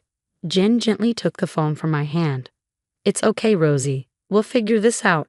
The police are investigating and the doctors are running more tests on the food samples." As I lay there, fighting to stay alive, one painful thought kept pulsing through my mind. My own family didn't believe me. But I knew the truth, and somehow, some way, I was going to prove it. The next few days blurred together: medical tests, police interviews, and the slow agony of recovery. I was finally moved out of the ICU, but the betrayal I felt cut deeper than any poison. A knock at my hospital room door jolted me from my thoughts. It was Detective Ramirez. "Miss Thompson, how are you feeling today?" she asked, settling into the chair by my bed. "Like I've been hit by a truck," I rasped. "Any news?" Ramirez's expression turned serious. "We've got the toxicology reports back. The levels of thallium in your system. Miss Thompson, it's a miracle you're alive." My heart raced. "Thallium? Isn't that super poisonous?" "Extremely," Ramirez confirmed, "and very difficult to obtain. We also analyzed the food samples from your family dinner. The pasta sauce was loaded with it." I closed my eyes, fighting back tears. "So you believe me now?" "We do," Ramirez said, her voice steady. "And we have enough evidence to bring your sister-in-law in for questioning." Just then, my phone buzzed. It was Mark. I put it on speaker. "Rosalina, what the hell? The police just took Sarah away in handcuffs. What did you tell them?" I couldn't believe what I was hearing. "Mark, are you serious right now? I almost died." "This is ridiculous," he spat. "Sarah would never. You've always been jealous of her, haven't you? Always needed to be the center of attention." Detective Ramirez cut in. "Sir, this is Detective Ramirez. I suggest you stop talking and get a lawyer for your wife. She's facing attempted murder charges." The line went dead. I looked at Ramirez, stunned. He still doesn't believe me. Hours later, my parents rushed in, their faces pale and shaken. Mom's eyes were red, her breath hitching as she hugged me gently. "Oh, honey," she sobbed. "We're so sorry. We had no idea." Dad stood next to her, looking away, unable to meet my eyes. He swallowed hard before speaking quietly. "Sarah," she confessed. My heart stopped. "She confessed?" I asked, my voice numb with disbelief. He nodded, his voice a low murmur. "She told the police everything. She said she'd been planning it for months. She was jealous. Jealous of your success, of how proud we were of you. She wanted you gone." The weight of his words hit me like a tidal wave. My own sister-in-law had tried to kill me, out of nothing but pure jealousy. The room seemed to close in, the betrayal suffocating. How could someone I'd sat across from at countless family dinners, shared holidays with, and trusted, harbor such dark intentions? Days passed. My body grew stronger, but the emotional wounds were far deeper. They bled invisibly, a constant reminder of how close I had come to losing everything. One afternoon, Mark showed up. He lingered awkwardly by the door, his eyes bloodshot from sleepless nights. "Rosie," his voice was soft, strained. I don't know what to say. I should have believed you. I should have seen what Sarah was really like. I'm so sorry." A part of me wanted to scream at him, to throw him out, and never see his face again. But I was too tired, too drained to fight. "I need time, Mark," I said, my voice flat. "A lot of time." Tears welled in his eyes as he nodded. "I understand. I'll be here when you're ready. If you're ever ready." As he left, Jen strode in with a determined look on her face. "Okay, boss lady, your medical leave is almost up, and I've got some news from the office." I managed a weak smile. "Hit me," she grinned. "The board was so impressed with how you handled everything that they want to fast-track you for the COO position. I guess nearly dying has its perks, huh?" For the first time in weeks, I laughed. It hurt, but it felt good.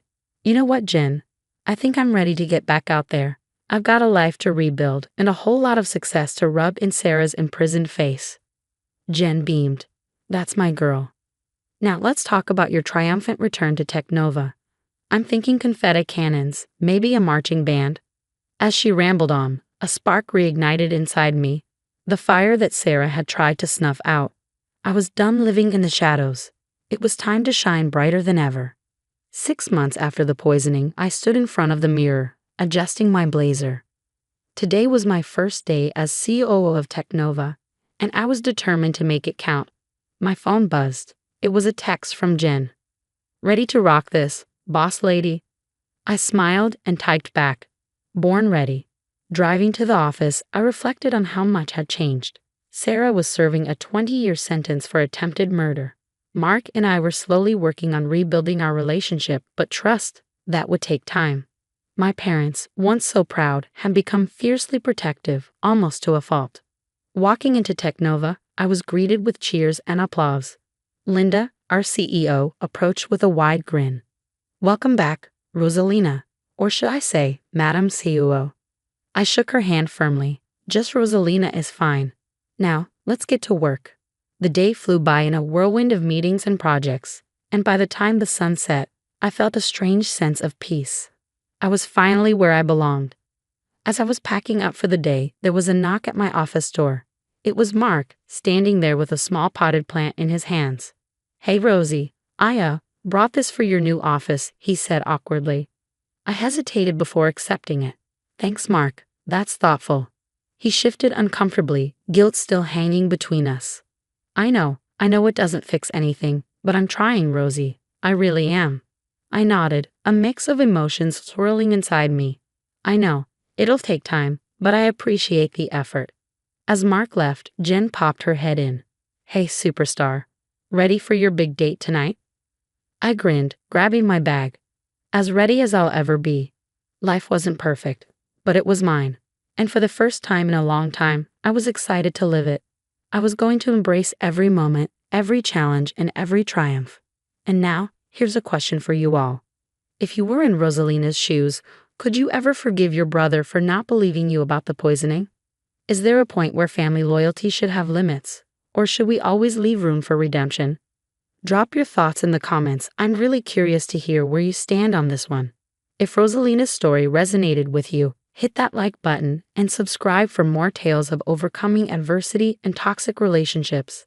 Your support keeps these stories coming. Hey everyone, I'm Sarah, a 25-year-old graphic designer hustling to make it in the concrete jungle of Chicago.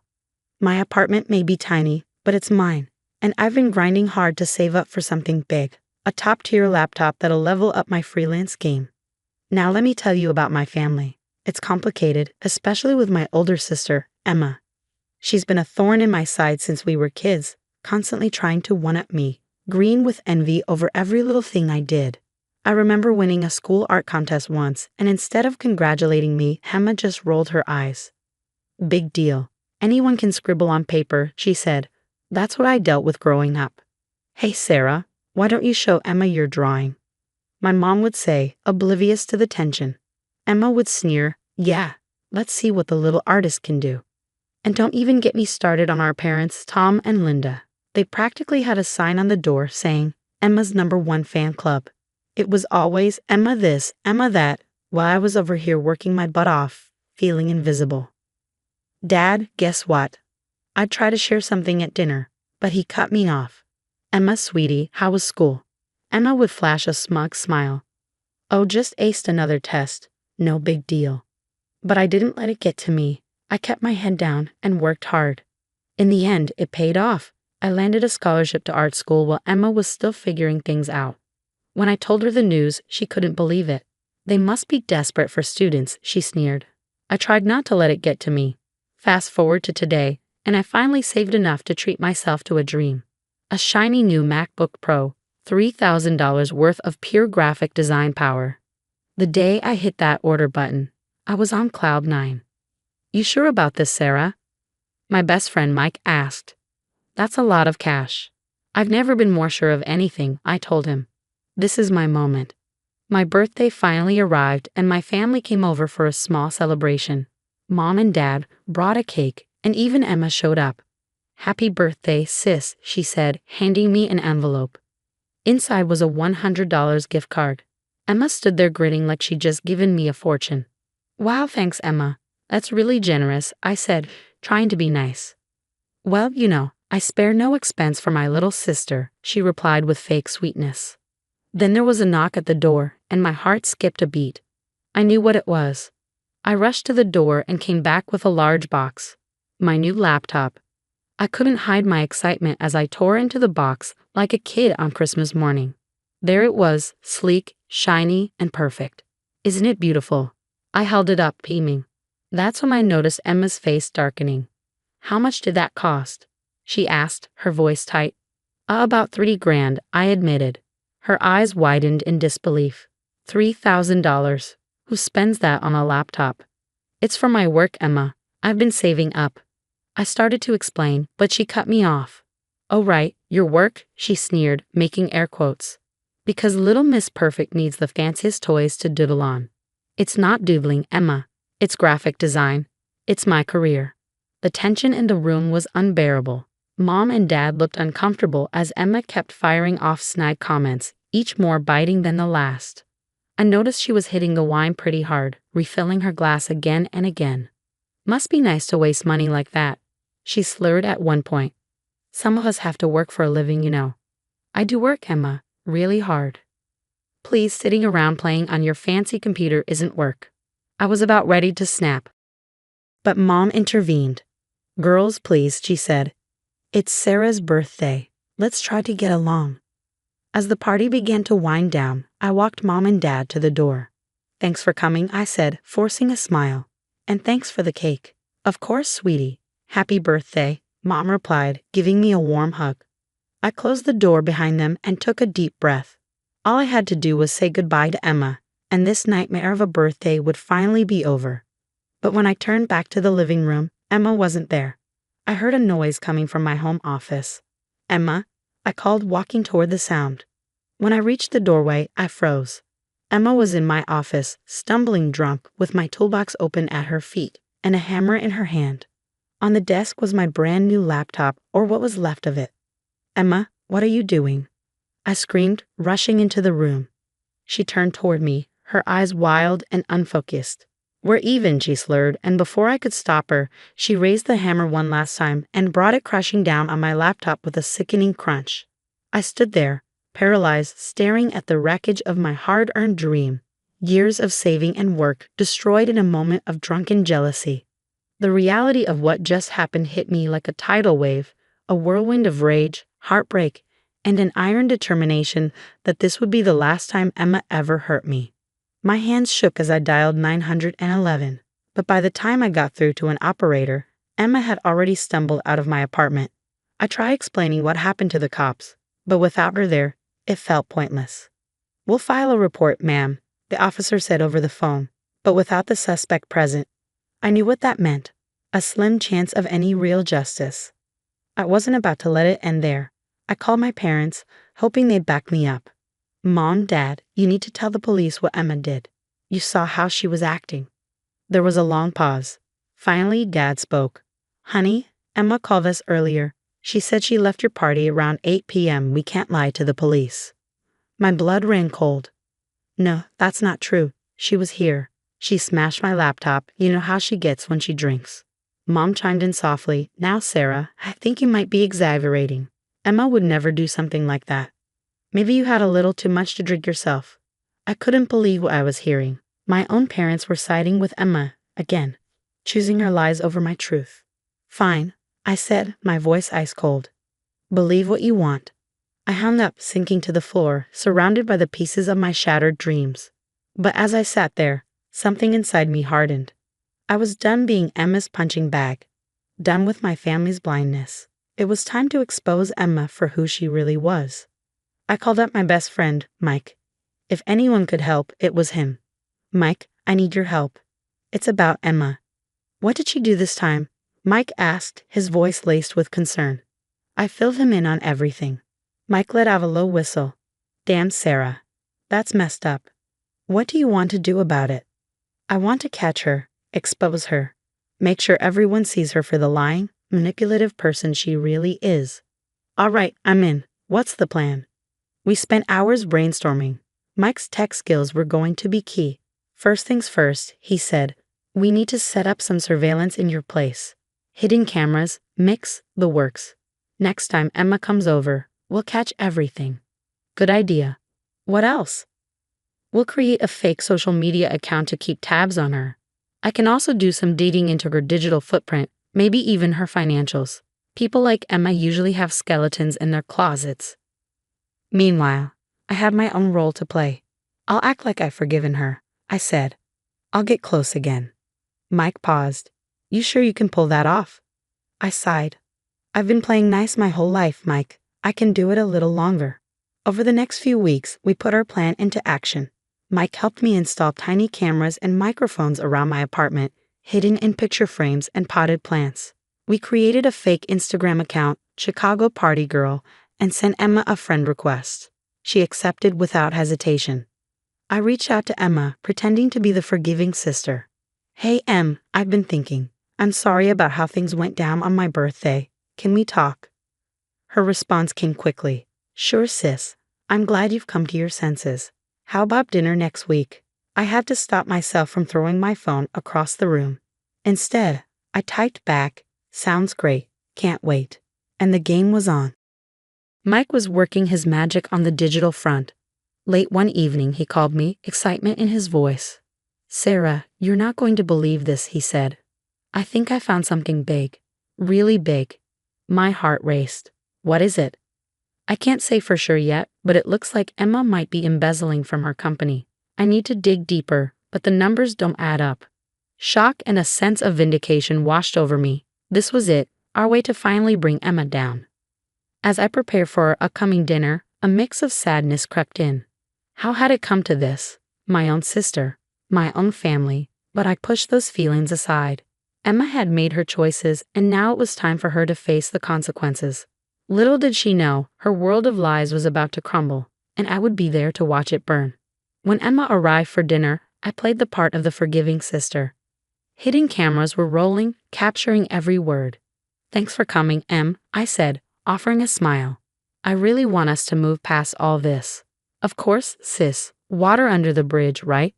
She said, casually brushing it off. We made small talk, but I skillfully steered the conversation toward my career. You know, I've been getting some great freelance gigs lately, I said, watching her expression tighten. Clients love my work. Emma's jaw clenched. Oh, aren't you special? She sneered. Always the golden child. I pushed harder. Remember my birthday? That laptop was supposed to take my career to the next level. Her eyes flared with anger. You and your stupid laptop, she snapped. You think you're so much better than me, don't you? Well, I showed you. I smashed that thing to pieces, and I'd do it again. Bingo. I had her confession on camera. Just then, my phone buzzed. It was Mike. It's done. We had anonymously tipped off Emma's workplace and the authorities about her embezzlement. Within days, Emma's world imploded. She lost her job, faced criminal charges, and most significantly, our parents finally saw her for who she truly was. The video of her confession went viral, obliterating what remained of her reputation. A week later, I watched from my window as Emma moved out of her upscale apartment, jobless and alone. The satisfaction was bittersweet. Her toxicity had finally caught up with her. I turned back to my new laptop, ready to move on with my life and career. For the first time in years, I felt free from Emma's shadow. It was time to focus on my path, leaving behind the resentment and pain. As I started a new design project, I couldn't help but smile. This was my fresh start, my chance to shine without Emma's constant attempts to dim my light. The future was bright, and it was all mine. The story's over, but now I've got a question for you. If you were in my shoes, would you have exposed Emma's crimes or tried to help her change? Was justice served, or did I go too far? Drop your thoughts in the comments below. I'm really curious to hear what you would have done in this situation. If you enjoyed this wild ride, don't forget to hit that like button and subscribe for more stories like this. Your support means the world to me and helps the channel grow. Thanks for watching, and I'll catch you in the next one. Hi there, I'm Sarah, and I want to share how I handled the most toxic person in my life. So I'm a 32-year-old marketing executive, and up until recently, I thought I had everything sorted out. Great career, amazing husband, Mark, and our sweet little girl, Emily, who just turned 4. Life was good. But then there was Jessica, Mark's younger sister. At first, I thought we'd get along great, maybe even become close friends. But I couldn't have been more wrong. From the beginning, I got this weird vibe from her. She'd give me these looks like she was sizing me up. I tried to ignore it, telling myself I was just imagining things. "Sarah, you're overthinking it," Mark would reassure me whenever I brought it up. "Jess is just a little intense, she means well." Still, I couldn't shake the feeling something was off, especially during family gatherings. She'd make these backhanded compliments like, "Oh, Sarah, that dress is so bold. I could never wear something so daring at your age." I mean, seriously, I'm only 3 years older than her. Fast forward to our 5th wedding anniversary, Mark and I were planning a long overdue night out, just the two of us. "How about that new rooftop restaurant downtown?" Mark suggested, his eyes lighting up. "It sounds perfect," I replied, but a small worry crept in. "What about Emily?" That's when Jessica jumped in, all smiles. "I can watch her. You two need a night out." The idea of leaving Emily with her made me uneasy, but Mark seemed so excited, and I didn't want to start an argument. "Are you sure?" I asked, hoping to detect any sign of insincerity. "Of course," Jessica beamed. "Emily and I will have a great time, won't we, sweetie?" Emily just shrugged, too busy with her coloring to notice the tension. Mark squeezed my hand. "It'll be fine. Let's do it." That evening, we got all dressed up and ready to go. I knelt down to Emily's level, giving her a big hug. "Be good for Aunt Jessica, okay? Mommy and Daddy will be back soon." As we left, I couldn't shake a strange feeling, like something in Jessica's smile wasn't quite right, but I pushed the thought away. It was just one night. What could go wrong? Oh, if only I'd known then what I know now. Mark and I arrived at the fancy restaurant, chandeliers sparkling overhead, the smell of gourmet food in the air. We ordered champagne to celebrate our 5 years together. "To us," Mark said, raising his glass, "and many more years of happiness." I clinked my glass against his, but my gut wouldn't let me fully relax. "Do you think Emily's okay?" I asked. "Babe, she's fine," Mark reassured me, reaching across the table. "Jessica's got this. Try to enjoy tonight." I nodded, trying to shake the worry. For a little while, I did. We chatted, reminisced about our wedding, and even started planning a family vacation. The tension started to melt away. "Remember our first dance?" Mark asked with a grin. "I was so nervous I almost stepped on your dress." I laughed. "How could I forget? You looked terrified." Just as our main course arrived, my phone buzzed. It was an unknown number. "Weird," I muttered, declining the call. Probably just a telemarketer. But then it rang again. And again. By the 3rd call, my heart was racing. "Hello," I answered, my voice shaky. "Is this Sarah Thompson?" a deep voice asked. "Yes. Who's this?" "Ma'am, this is Firefighter Johnson from Station 12. We have your daughter here." My blood ran cold. "What? That's impossible. She's with her aunt." "I'm afraid not, ma'am. She was found outside our station about 20 minutes ago." I bolted upright, nearly knocking over my glass. "We're coming right now." Mark stared at me, confused. What's happening? Emily's at the fire station, alone. We need to go. Now. We rushed out, not even stopping to pay the bill. During the drive, my mind was spinning. How could this happen? Where was Jessica? When we pulled up to the station, I barely waited for the car to stop before jumping out. Inside, I saw Emily sitting on a bench, tears streaking down her face. "Mommy," she cried, running into my arms. I held her tight, my own tears falling. "It's okay, baby. Mommy's here. You're safe." A firefighter approached, his expression grim. "We've called the police. They'll want to speak with you." Mark came in, looking shocked. "Where's Jessica?" What the hell happened? I shook my head, my fear turning to anger. I don't know. But when I found out what Jessica had done, I swore she'd regret ever offering to babysit. As we waited for the police, all the signs I'd ignored over the years flooded my mind. The snide remarks, the jealous glares. How could I have been so blind? One thing was certain. Jessica was going to pay for this. No one messes with my family and walks away unscathed.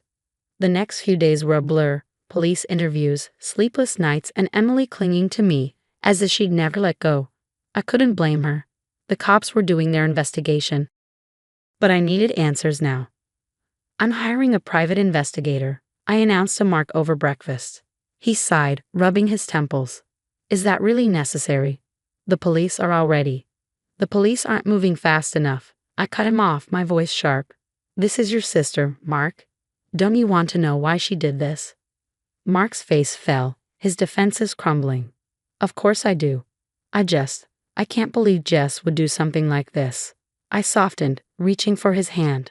"I know it's hard to accept, but we have to face the facts. Jessica's not who we thought she was." While Mark was at work, I met with the PI, a no-nonsense woman named Diane. "I need everything you can dig up on Jessica," I told her. "Leave no stone unturned." Diane nodded, jotting notes. "Any particular areas of interest?" I thought for a moment. Her finances, her social media, and any history of unstable behavior. As Diane got to work, I decided to do some digging myself. I logged into Facebook and scrolled through Jessica's profile. At first, it was the usual stuff, selfies, memes, the occasional passive-aggressive quote. But soon, I noticed a pattern. Every time I posted something about a family milestone or success, Jessica would post something bitter within hours. When I announced my promotion, she ranted about nepotism.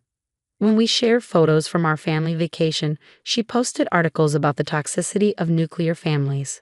"Holy crap," I muttered, screenshotting everything. Just then, my phone rang. It was Deanne. "You're going to want to see this," she said. "Check your email." I opened my laptop, and what I saw made my blood boil. Diane had sent me screenshots of messages Jessica had sent to various family members, spreading lies about me.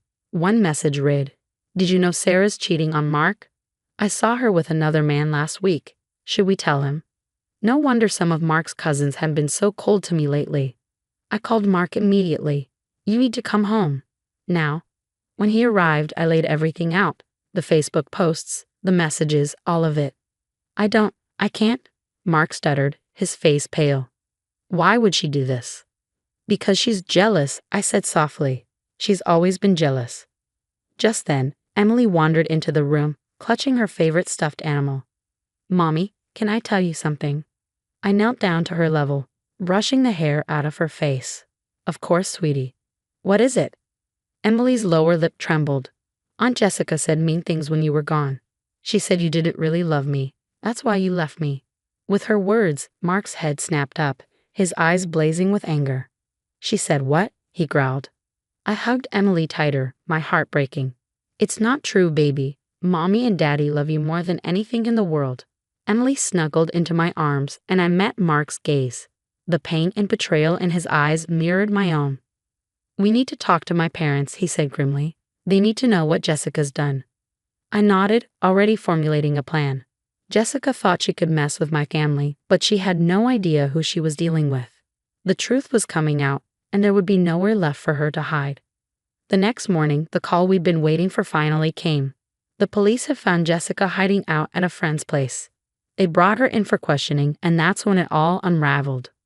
"We're pressing charges," I told Mark as we drove to the station. He nodded, his jaw clenched. "Good. She needs to face consequences for once in her life.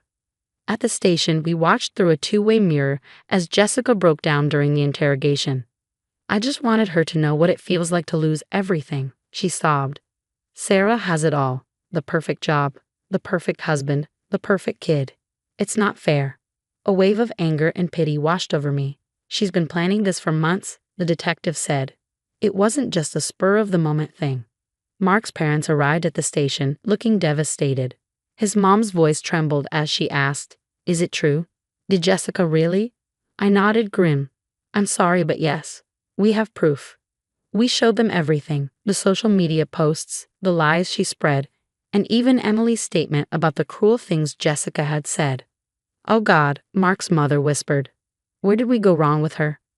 "It's not your fault," I said, surprising myself with how much I meant it. Jessica made her own choices. The next few months were a whirlwind of legal proceedings and therapy sessions. Emily had nightmares for weeks, but slowly, with the help of a child psychologist, she began to heal. Finally, the day of Jessica's sentencing arrived. The judge looked at her sternly. "Miss Thompson, your actions were not only illegal but deeply disturbing. You endangered a child out of petty jealousy. I'm sentencing you to 3 years of probation and mandatory psychiatric treatment." Months passed, and we focused on healing and rebuilding our sense of safety. Emily turned 5, and we threw her a big party. As I watched her blow out her birthday candles, surrounded by friends and family who truly cared for her, I felt a weight lift from my shoulders. "Make a wish, sweetie," I called out. Emily grinned, her missing front tooth making her look even more adorable. "I wish for no more bad people in our family," she said. Everyone laughed, but I felt tears prick my eyes. My brave little girl. Later that night, as Mark and I cleaned up after the party, he pulled me close. "You know," he said softly, "I'm proud of us. We got through this, and we're stronger now." I leaned into his embrace, feeling the warmth of his love. "Yeah, we are. And now we know who our real family is." We had a new chapter to write, and Jessica wasn't going to be part of our story anymore. Sometimes, the best revenge is simply living well, and that's exactly what we plan to do. The story of my family's betrayal and recovery has come to an end. But now, I have a question for you. If you were in my shoes, would you ever consider forgiving Jessica? Or do you believe some actions are truly unforgivable? Think about it. She endangered my child and tried to destroy my family out of pure jealousy. But she's clearly struggling with her own issues. So where do you draw the line between compassion and self-preservation?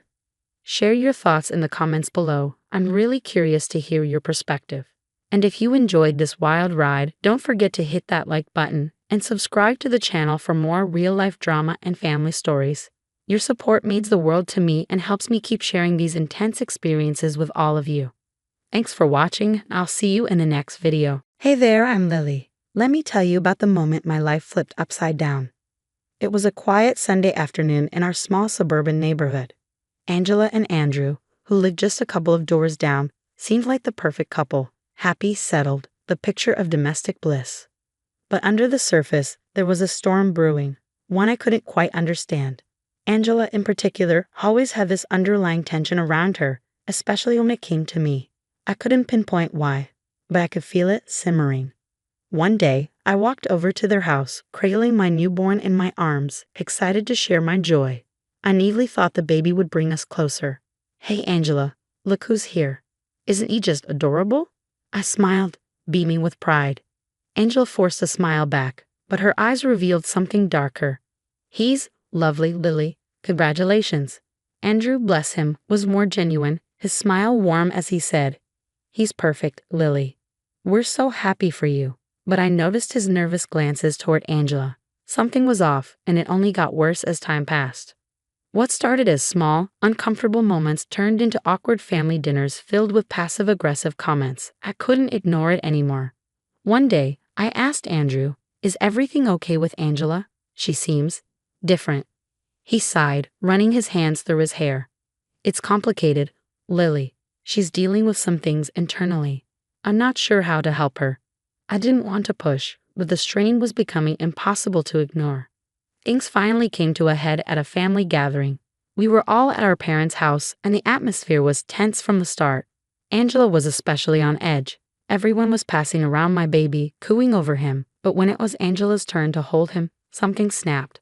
Her expression twisted into something unrecognizable. Without warning, she slapped me across the face hard. The room fell into stunned silence. I could feel the burn on my cheek, my shock mirrored in everyone's eyes. My baby started crying, his wails cutting through the heavy tension. "Angela, what the hell?" Andrew's voice boomed, full of shock and anger. "I don't know. Angela stammered, her face pale with confusion and horror. My parents rushed over, bewildered. "Why would you do that?" my mom asked, her voice trembling. Angela just stood there, staring at her hand like she didn't know how it had betrayed her. I held my baby tightly, his cries quieting as I rocked him, trying to process what had just happened. Andrew approached me, his face full of guilt. "Lily, I'm so sorry. I don't know what got into her." His eyes were filled with pain, caught between his wife and his sister. That moment changed everything. The peaceful facade of Angela and Andrew's life had cracked wide open, revealing the unresolved issues and deep-seated resentment lurking beneath. From that day on, everything shifted. The tension that had been slowly building exploded, and none of us would come out of it unchanged. In the days following the assault, the atmosphere in our family was thick with tension, almost suffocating. Andrew, a lawyer by profession, found himself in an impossible situation. One evening, in the quiet of their home, he and Angela had a conversation that felt like a final reckoning. "Angela, I've seen so many family disputes in my career. I never imagined we'd be in the middle of one," Andrew said quietly, his voice heavy with sadness. "You're my husband, Andrew.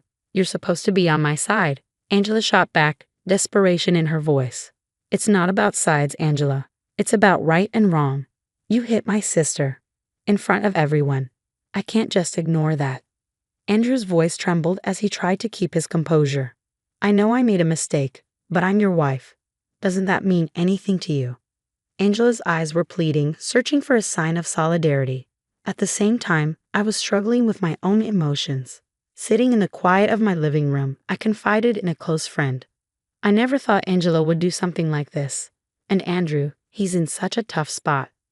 "Lily, whatever happens, you need to protect yourself and your baby," my friend said firmly. Angela crossed a line. Meanwhile, Andrew was in his home office, torn between his duty as a lawyer and his love for his family. The legal implications of Angela's actions were clear to him, but the personal cost was immeasurable. The next day, Andrew and I met at a small coffee shop to talk. He looked worn down, his inner conflict written all over his face. "Lily, as a lawyer, I know what Angela did has consequences. But as your brother, this is breaking my heart," he said, his voice barely above a whisper.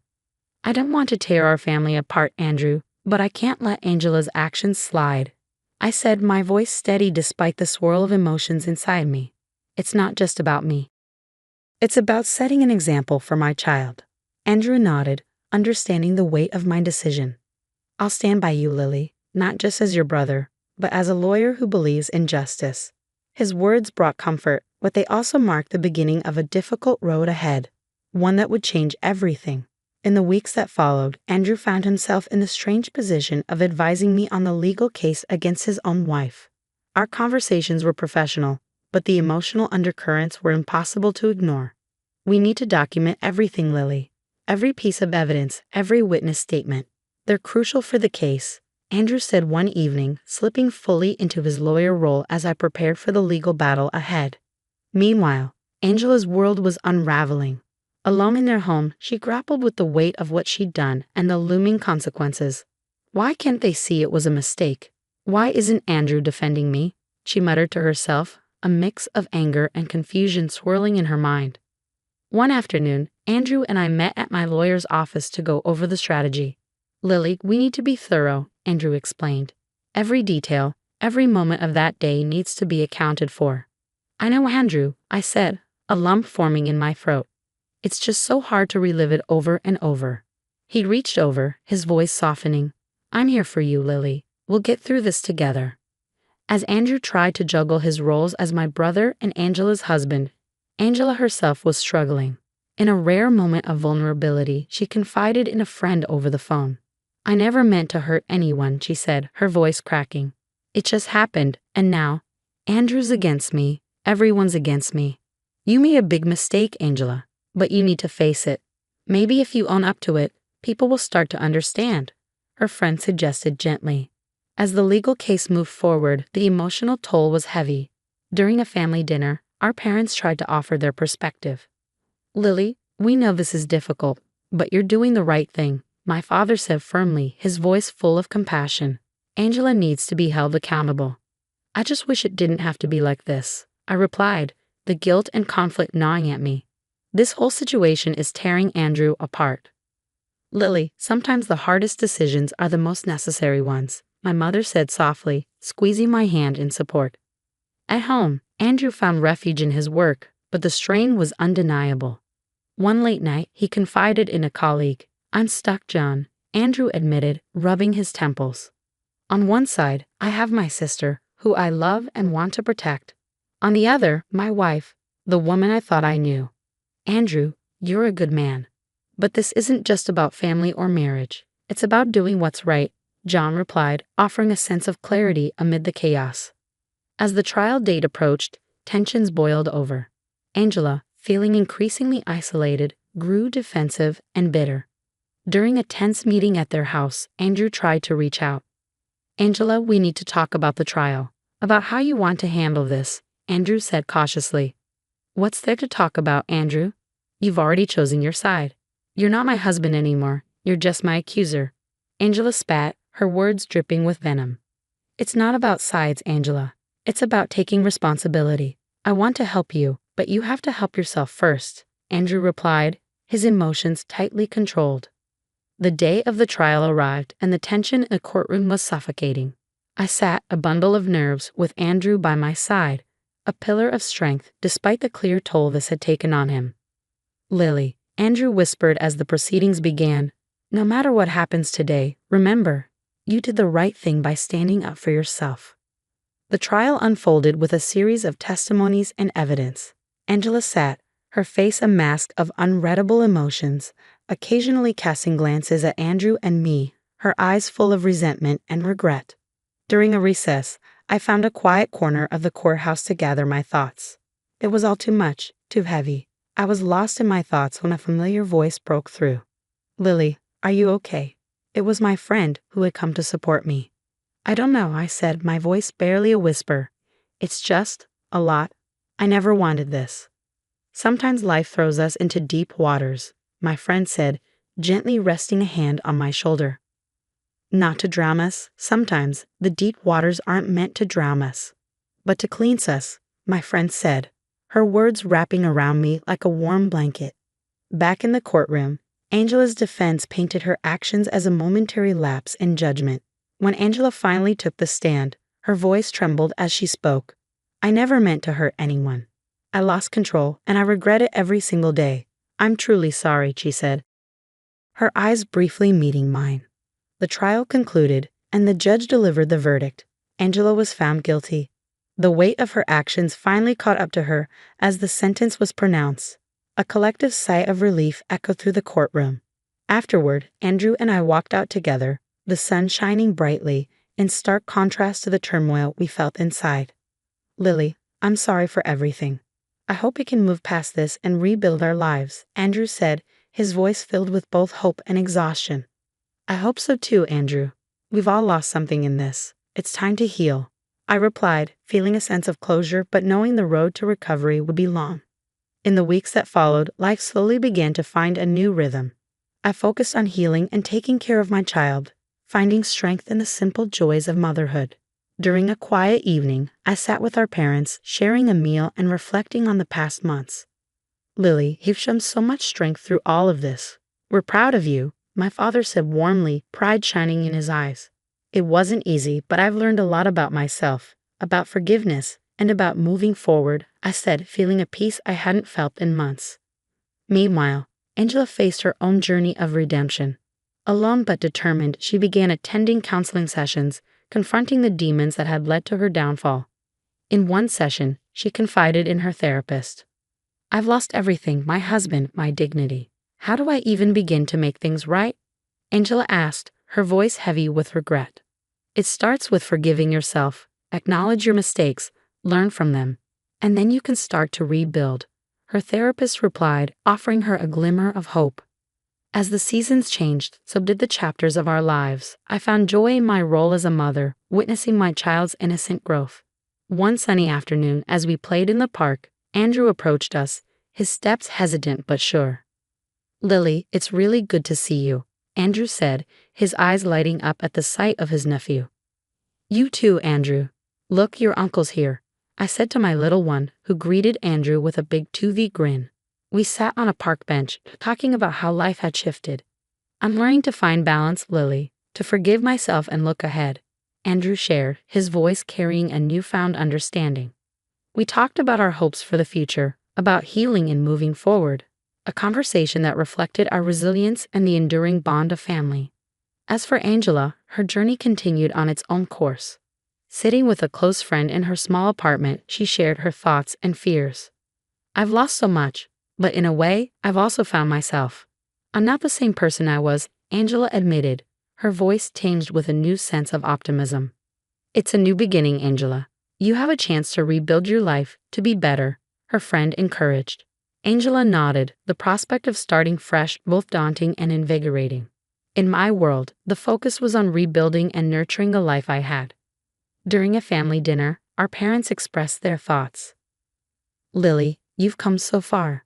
We're so proud of how you've handled everything," my mother said, her eyes brimming with pride. "I just want to give my child the best life possible. To show him that even in the darkest times, there's always a path to the light," I said, my heart full of determination. Meanwhile, Andrew found solace in his work and in helping others. His experience had deepened his understanding of the complexities of human relationships. In a conversation with a colleague, Andrew reflected on his journey. "I've learned a lot about empathy, about the gray areas in life. It's made me a better lawyer, and I hope, a better person," Andrew said, his voice full of reflection. "You've come a long way, Andrew. That's something to be proud of," his colleague replied, acknowledging Andrew's growth. The chapter of our lives marked by turmoil and pain was closing, giving way to new beginnings.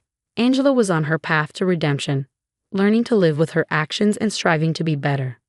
Andrew and I, bound by the trials we had faced, looked to the future with hope and determination. That night, as I tucked my baby into bed, I reflected on the journey we had all taken, the pain, the lessons, the growth. Our story was one of resilience, of facing the consequences of our actions, and of the enduring power of family and forgiveness. Now, here's a question for you. If you were in Andrew's position, torn between supporting your spouse and standing up for justice for a family member, what would you do? It's a tough choice, balancing loyalty and morality. Share your thoughts in the comments, and if you enjoyed this story, don't forget to hit the like button and subscribe to the channel. Your support means the world and keeps these stories coming. Hi, I'm Sarah. Jenna had always been meticulous about details, but when she declared her wedding an adults-only event, it threw a wrench into what I had assumed would be a straightforward family celebration. Michael and I never expected our little Emily to be at the center of such a controversial decision. "Can you believe this?" I muttered as I reread Jenna's text. It wasn't just any text, it was a demand, clear and uncompromising. Michael leaned over, his eyes scanning the bright screen of my phone. "It's her wedding, Sarah.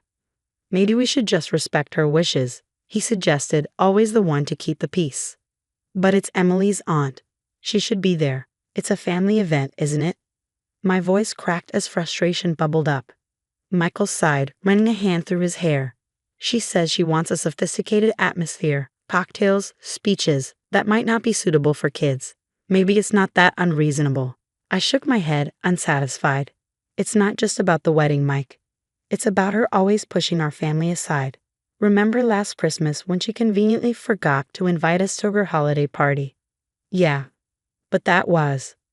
"And what about her birthday last month? She invited every cousin but us." I cut him off, not wanting to hear the excuses. Michael didn't respond immediately, his expression showing his attempt to find a diplomatic answer. "Look, I know it seems bad, but maybe this is just Jenna being, well, Jenna." "That's exactly the problem, Michael. It's always just Jenna until someone gets hurt. This time it's Emily." I paused, feeling the weight of my words. Emily was young, sure, but she understood when she was being left out. "Mommy, Why can't I go to Aunt Jenna's wedding? Did I do something wrong? Emily's small, unsure voice came from the doorway. She clutched her teddy bear, her eyes wide and worried. Sweetie, no, you didn't do anything wrong. I knelt down, pulling her into a hug. This has nothing to do with you. It's just adults being overly complicated. But I can be quiet. I can be good, she bargained, breaking my heart. I stroked her hair, looking over her head at Michael, who watched us with a pained expression. We'll have our own party here, okay? Just as fun. Emily nodded slowly, not entirely convinced but mollified for the moment. This isn't right, Michael. It's not just about a party or a wedding. It's about Jenna treating our family like we're optional. I'm tired of making excuses for her behavior. Michael was quiet for a long moment before finally nodding. What do you want to do then? Confront her? Not yet.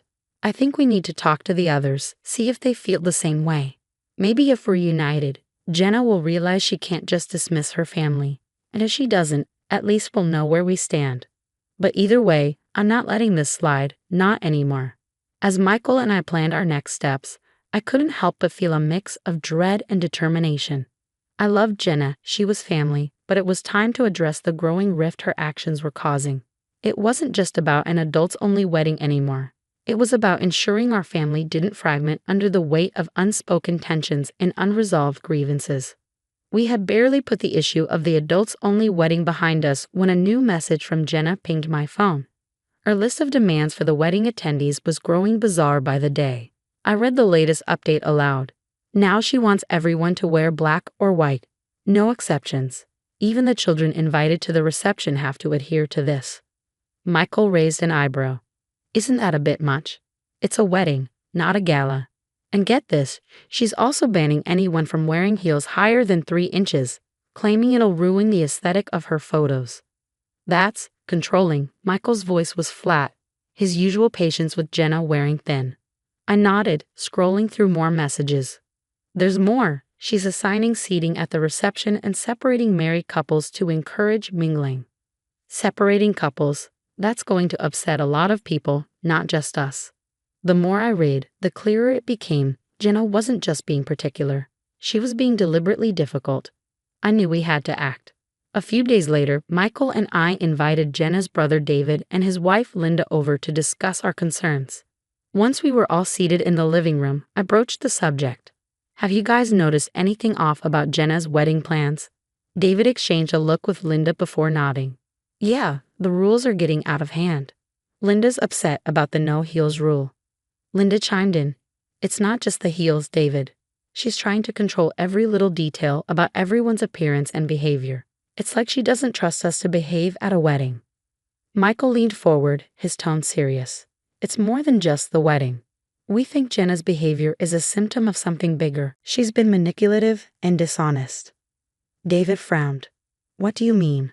We started noticing patterns. Remember when she claimed she hadn't received the family reunion invites? Turns out she lied because she didn't want to attend. Linda gasped. Really? But why lie? We all understood she was busy with work. And there's more, I added. She's been isolating relatives. Jenna had a way of distancing herself from anyone who disagreed with her or didn't fit the image she wanted to project. It was as if she was parading her family. David rubbed his chin thoughtfully. I had no idea it was this bad. What do you suggest we do? Michael spoke up. We're thinking of confronting her together. If we present a united front, maybe she'll realize she can't treat family like this. Linda nodded in agreement. We're with you. Family should be about support, not control. With David and Linda on board, Michael and I spent the next few days gathering more examples of Jenna's manipulative tactics.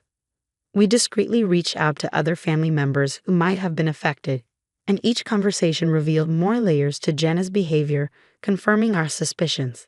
The day before we planned to confront Jenna, Michael and I reviewed everything we had learned. The living room was strewn with notes and printouts of texts, a testament to the extent of Jenna's manipulation. Michael sighed, looking over the evidence. Do you think she'll listen to us? I don't know, I admitted, but we have to try, for the family's sake. Determined, we set our plan into motion, hoping to bridge the growing rift before it tore our family apart.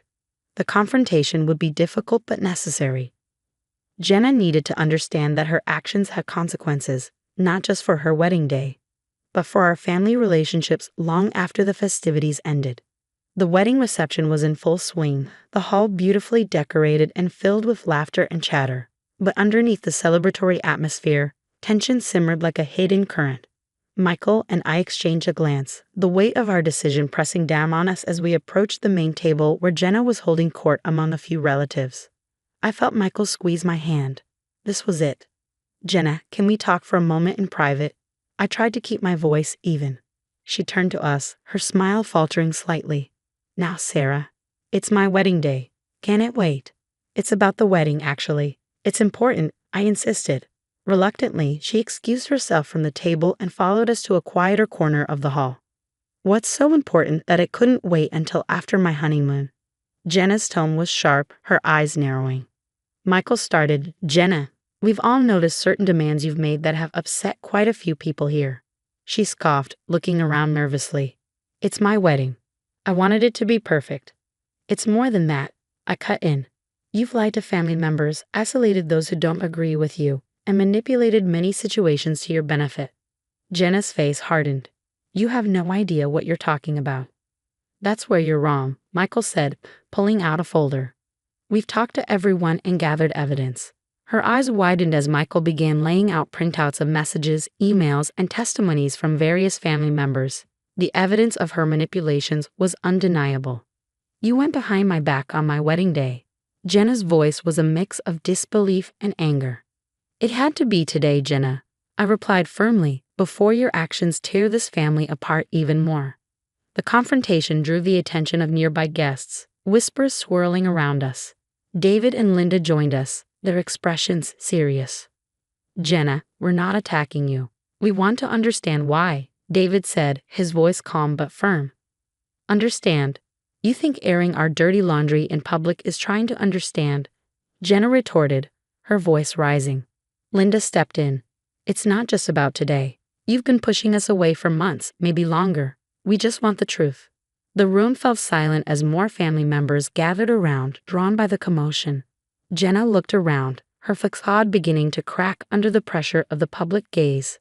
"I did what I thought was best for me. I'm tired of always accommodating everyone else's feelings. Why is my happiness always the last priority?" Her voice broke, revealing a glimpse of vulnerability. "You're not the only one in this family, Jenna," Michael said gently. "We all need to work together, not just for weddings or events, but as a family." "Maybe I went too far," Jenna admitted, her voice softer now. "But I felt like I had to," Jenna admitted, her voice trembling slightly. "That's why we need to talk, not just lay blame," I suggested. "Let's figure this out as a family." As Michael and I stepped back to allow others to speak with Jenna, I felt a cautious sense of hope. Today had been painful, but perhaps it was the first step toward healing. We hadn't expected to fix everything at once, but starting the conversation was essential.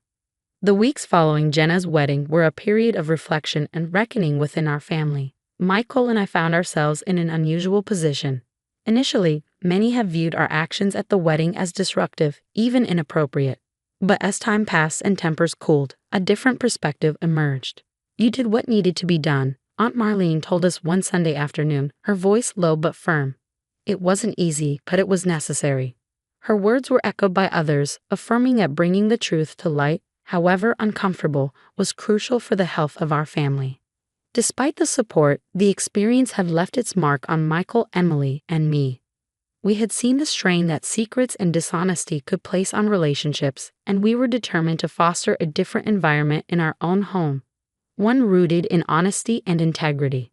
"We need to make sure Emily grows up knowing the value of truth," Michael said one evening as we watched her play in the living room, her laughter a balm to the recent tensions. "I agree," I replied, watching our daughter with a mixture of pride and resolve. "She should understand that being honest might not always be easy, but it's always worth it." With this in mind, we began to implement small but significant changes at home. We made it a point to discuss our days openly during dinner, sharing not just our triumphs but also our challenges. Emily, young as she was, took to these conversations with enthusiasm, often surprising us with her insight. "We should always tell each other the truth, right, Mommy?" she asked one night, her earnest eyes searching mine. "Absolutely, even when it's hard." As Michael and I rebuilt our bonds with some family members, we also explored ways to help the family as a whole move forward. We organized monthly family meetings, creating a space for everyone to share feelings and concerns in a structured, respectful environment. It wasn't a complete solution, but it was a start, a way to mend the frayed edges of our family tapestry. Through these meetings, we gradually saw shifts in attitudes. Conversations that had once been dominated by superficial chatter now delved deeper, addressing real issues. Jenna herself began to participate, her demeanor subdued but open.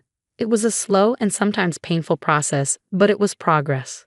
Looking back, the journey from confrontation to healing had been arduous and fraught with obstacles.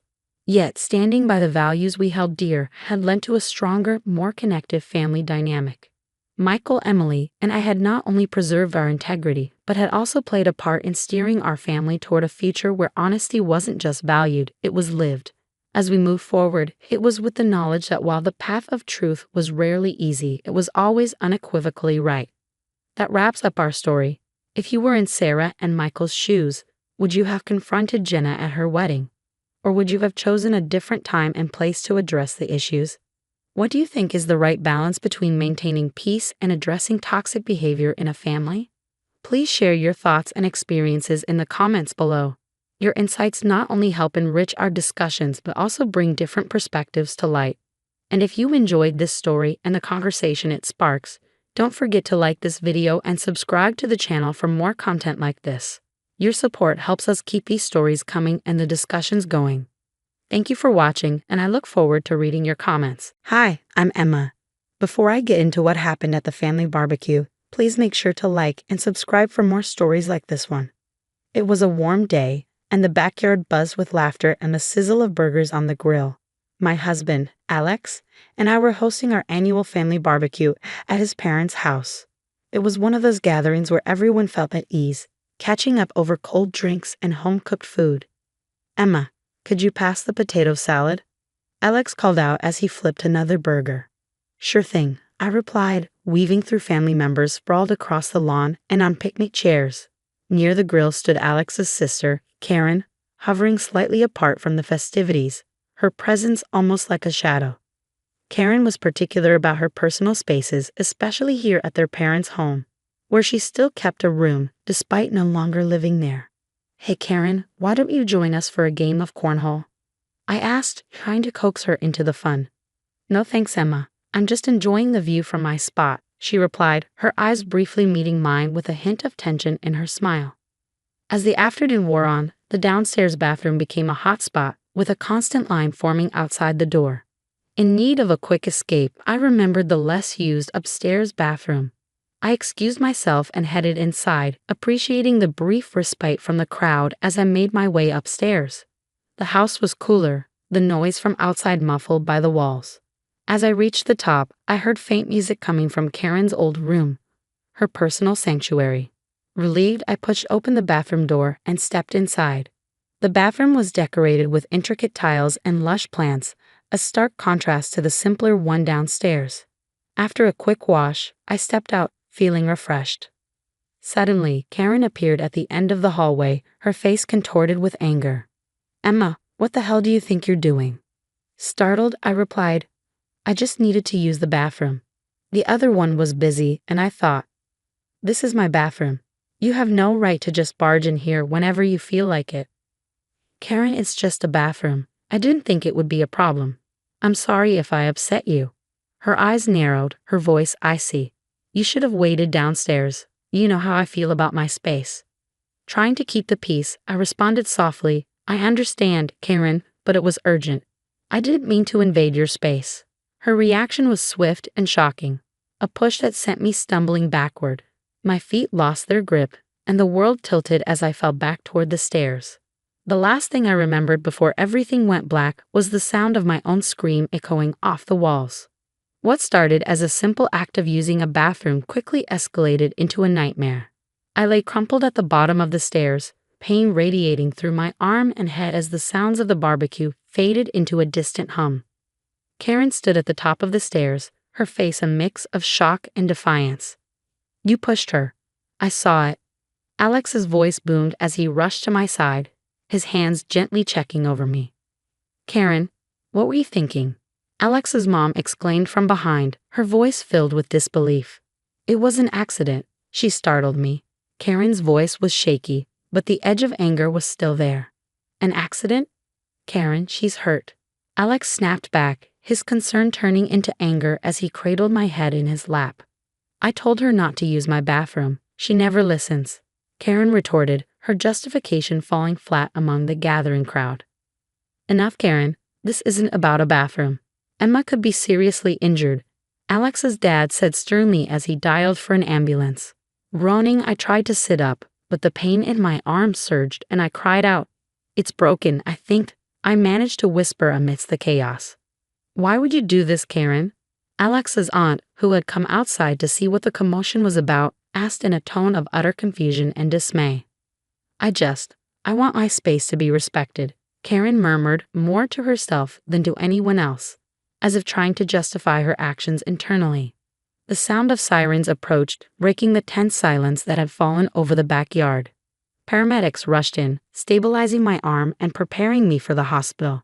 Alex stayed by my side, his hand squeezing mine, a silent promise of support. As I was wheeled away, I caught a glimpse of Karen, isolated by her actions, as family members gathered in small clusters, discussing what had just transpired. Their faces were etched with anger, shock, and disappointment. This can't just be brushed under the rug, Alex whispered to his father, his voice filled with a resolve that told me this incident would forever alter our family dynamics. The last thing I saw before the ambulance doors closed was Karen's conflicted face watching me leave, and Alex's reassuring glance, letting me know that no matter what, we were in this together. The sterile smell of the hospital mingled with the dull ache in my arm as I lay in the bed, my head still spinning from the fall and the medication.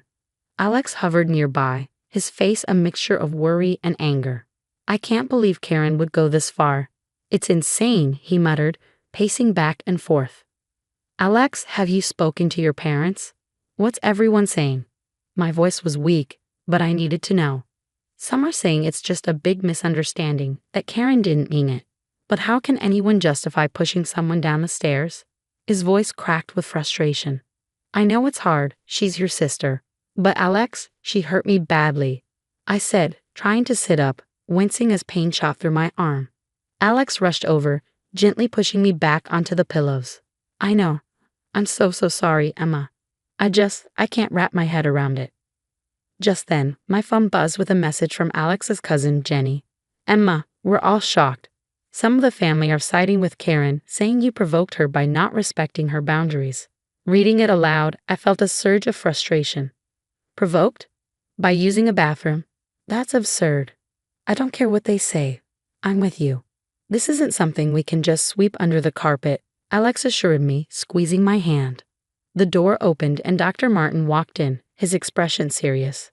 How are we feeling, Emma? We've got your x-rays back. You have a clean break in your forearm, but thankfully no serious head injuries. We're setting you up for a cast and you'll need plenty of rest. Thank you, doctor. Do you know when I can go home? I asked, eager to leave the hospital despite everything. Tomorrow, if everything looks good overnight. We want to make sure there are no complications from the concussion. As Dr. Martin left, Alex sat down next to me, his eyes somber. We need to decide what we're going to do about Karen.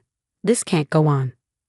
Alex, this isn't just about me anymore. It's about ensuring this doesn't happen to someone else. She needs help, real help, I replied, feeling the weight of the situation more than ever. You're right, I'll talk to my parents again. This isn't just a family squabble, it's serious. As night fell, the soft beeping of the hospital machines kept me company, my thoughts racing about the future. Tomorrow I would go home, but the real healing was just beginning for my body and our family. Back at home, the living room was tense, the usual chatter replaced by a heavy silence as we gathered for the family meeting Alex had arranged. He was determined to address what had happened. Every seat was filled and everyone's eyes occasionally darted towards the empty chair save for Karen. When she finally walked in, the room's temperature seemed to drop, her presence sending ripples of discomfort across the room. You didn't need to call everyone like this, Alex, Karen muttered, avoiding eye contact as she took her seat. We're here because what you did to Emma is unacceptable, Karen. You hurt her badly, and we need to talk about it, Alex said firmly, his usual easygoing nature gone. Karen, why did you push Emma? Grandma asked, her voice trembling slightly, not wanting to believe what had occurred. It was an accident. I've told everyone 1,000 times. She invaded my space, and I reacted. That's it. Karen's tone was defensive, her arms crossed. That's not just it, Karen. You could have seriously injured Emma, or worse, I said, feeling the strength of my conviction despite my physical weakness. A bathroom isn't worth someone's safety. How can you justify hurting someone over something so trivial? Uncle Joe chimed in, his brow furrowed in confusion. Karen shifted uncomfortably. I told her before about using my things. She never listens. I didn't know using a bathroom would lead to me being hospitalized, I replied, my voice firm. Karen, we need to feel safe around each other. If we can't, then what kind of family are we? My voice grew stronger, bolstered by the nods of agreement around the room. It's about respect, Karen, Alex added. What if something worse had happened? Would you still justify it as protecting your personal space? Karen looked around, her usual bravado diminishing as she met the eyes of the family. None of them were on her side. I didn't think it was that serious. It is serious. It's about more than just a bathroom. It's about how we treat each other, about understanding and respecting boundaries that matter. I continued, my gaze steady on her. You all are making this a bigger deal than it needs to be. Karen stood up abruptly, her chair clattering back.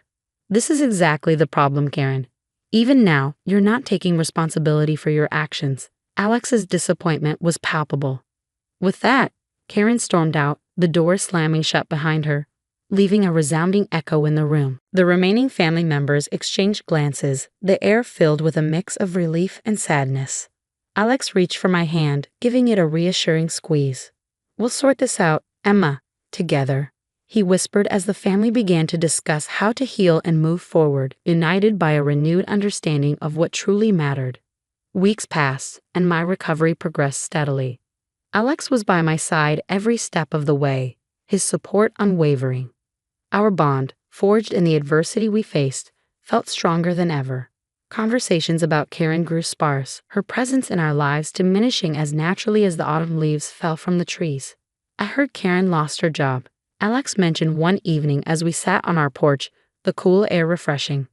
Really? What happened? My curiosity piqued despite my attempts to distance myself from anything related to her. Some sort of altercation at work. It seems her temper got the better of her again. A few of her friends have stepped back too. Alex sighed, the disappointment still lingering in his voice. It's sad, really. I wish it didn't have to come to all this. But maybe it's the wake-up call she needed. I mused, hoping that this might lead Karen to some self-reflection. Yeah, maybe. How are you feeling about everything now? Alex looked at me, his eyes searching for any signs of unresolved pain. Stronger, in many ways. It's strange, but facing that kind of betrayal from someone you thought was family, it makes you realize the importance of standing up for yourself. I paused, taking in the quiet around us. And how about us? Alex reached for my hand, his touch warm and comforting. We good, Alex. Better than good. This whole ordeal made me see just how lucky I am to have you, he said with a smile that spread across my face, reflecting the deep-seated peace I felt. As the days turned into weeks, the impact of Karen's actions reverberated through her life, leaving her isolated from those she once held close.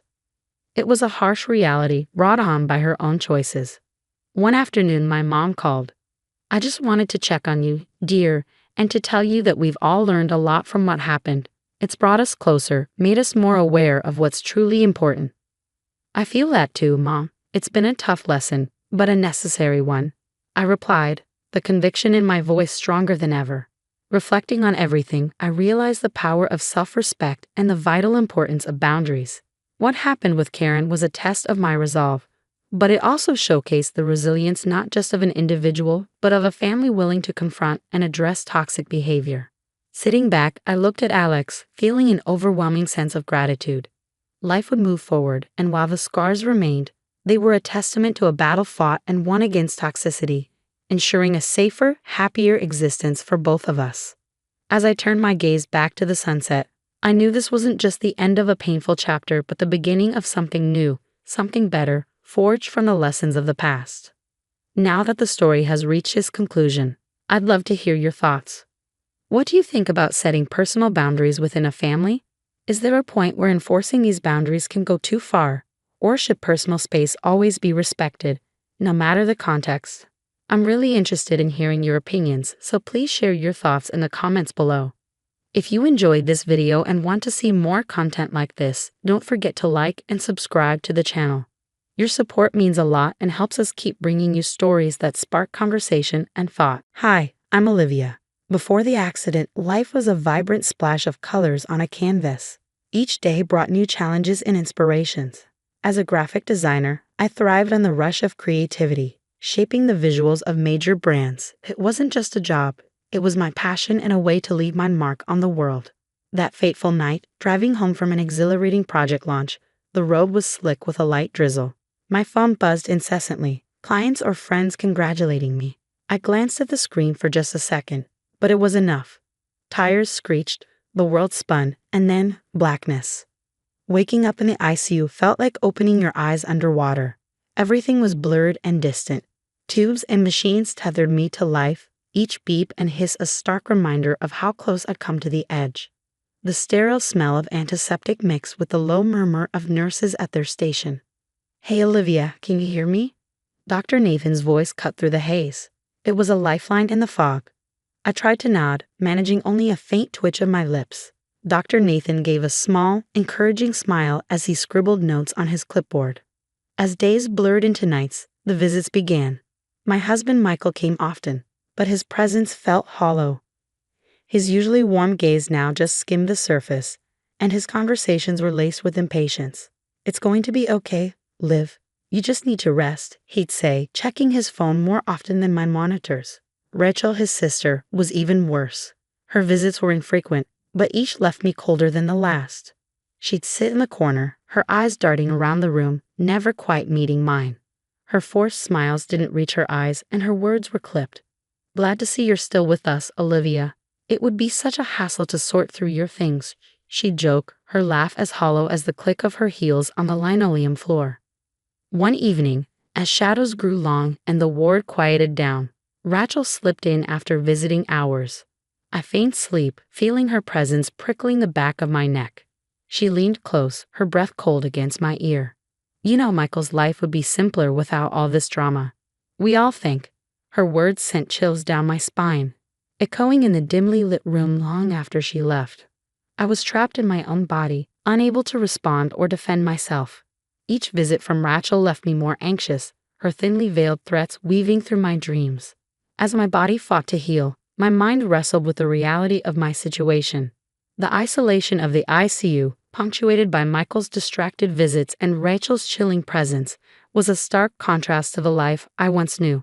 The accident had shattered more than just my bones. It had cracked the very foundations of my family life. The hospital's hushed corridors echoed with the rhythmic beeps of my heart monitor as the clock neared midnight. The silence pressed in on me, heavy with the weight of unsaid words and unfinished stories. Tonight, however, the stillness was broken by a subtle creak, the sound of my room door inching open. Rachel entered, a dark silhouette against the faint hallway light. Her movements were cautious and deliberate as she approached my bedside. The slight tremble in her hands was the only sign of her nervousness. She glanced around, her eyes pausing at the door before settling on the ventilator controls. "Always the lucky one, Olivia. But I guess your luck's run out," she whispered, her fingers hovering over the machine that tethered me to life. The click of the switch was almost inaudible. But to me, it was a gunshot in the quiet room. Panic surged as the steady hiss of the ventilator began to falter. I struggled to breathe, my chest tight with the effort to draw air. At that moment, the door burst open with a force that made Rachel jump. Dr. Nathan stood there, disbelief etched across his face. "What are you doing?" he demanded, his voice a sharp contrast to the dim quiet of the ICU. Rachel froze, her hand still poised over the machine. I was just," she stammered, unable to finish. "Security." Dr. Nathan's shout filled the room. Within seconds, 2 hospital security officers rushed in, their presence commanding and immediate. The next few minutes were a blur of activity. Security restrained Rachel, who kept repeating that it was all a misunderstanding. Dr. Nathan, meanwhile, stabilized the ventilator and checked my vitals, his hands steady despite the chaos. The aftermath was a storm of reactions. Nurses and doctors gathered, their expressions a mix of shock and outrage. Whispers filled the air, a cacophony of disbelief and concern. When Michael arrived, his face was a mask of confusion that barely hid his irritation. "Rachel, what have you done?" Michael's voice was low, tinged not with concern but with annoyance, as if this crisis were more of an inconvenience than a crime. "It's not what it looks like, Michael. I was just checking on her." Rachel's defense was feeble, her usual composure shattered by her own actions. Michael turned to me, then back to the chaos around us. "This is getting blown out of proportion," he muttered to Dr. Nathan, who was now giving a statement to a police officer. "She's family, but the severity of the situation can't be downplayed." The police took Rachel into custody, her protests fading as she disappeared down the hallway. The room settled into a new silence, one that spoke of averted tragedy and lingering betrayals. Dr. Nathan sat beside me, his look of deep concern briefly replaced by relief. I realized this was a turning point. The false normalcy of my marriage and Rachel's facade of concern had been shattered by her actions. This was no longer just about recovery, it was about survival and justice. As the days turned into weeks in the ICU, my strength slowly returned. Each breath became less of a battle. But with physical recovery came a stark clarity about my marriage. Michael's visits had become perfunctory, our conversations shallow and strained. The night Rachel tried to end my life had cracked something fundamental between us. His inability to grasp the gravity of her actions spoke volumes. Lying there, surrounded by the sterile walls that had witnessed my worst moments, I made the decision that I deserved better. I deserved someone who would stand by me, not explain away my near-death experience. Filing for divorce wasn't just a legal action, it was a declaration of my newfound resolve and self-worth. My lawyer, a supportive presence throughout this ordeal, guided me through the paperwork with gentle efficiency. "You're doing the right thing, Olivia," she assured me one afternoon as I signed another set of documents. Her affirmation was a balm to the raw edges of my decision. Meanwhile, Dr. Nathan became an unexpected pillar in my life. Our conversations, which had started with a focus on my health, branched into shared interests. We discovered a mutual love for art, often discussing our favorite painters and sculptures. He brought me books on graphic design and art history, and our discussions filled the room with a warmth that sharply contrasted with a clinical coldness. "Did you know Van Gogh sold only one painting in his lifetime?" Dr. Nathan asked one evening, handing me a book open to Starry Night. "I've always found that both inspiring and sad. It's like the world wasn't ready for his colors." It shows that sometimes the value of our efforts isn't recognized until much later, I replied, tracing the swirling blues and yellows with my finger. "It's a reminder that persistence is key." As my body healed, my heart underwent its own rehabilitation, mending from the betrayal with Dr. Nathan's steady companionship.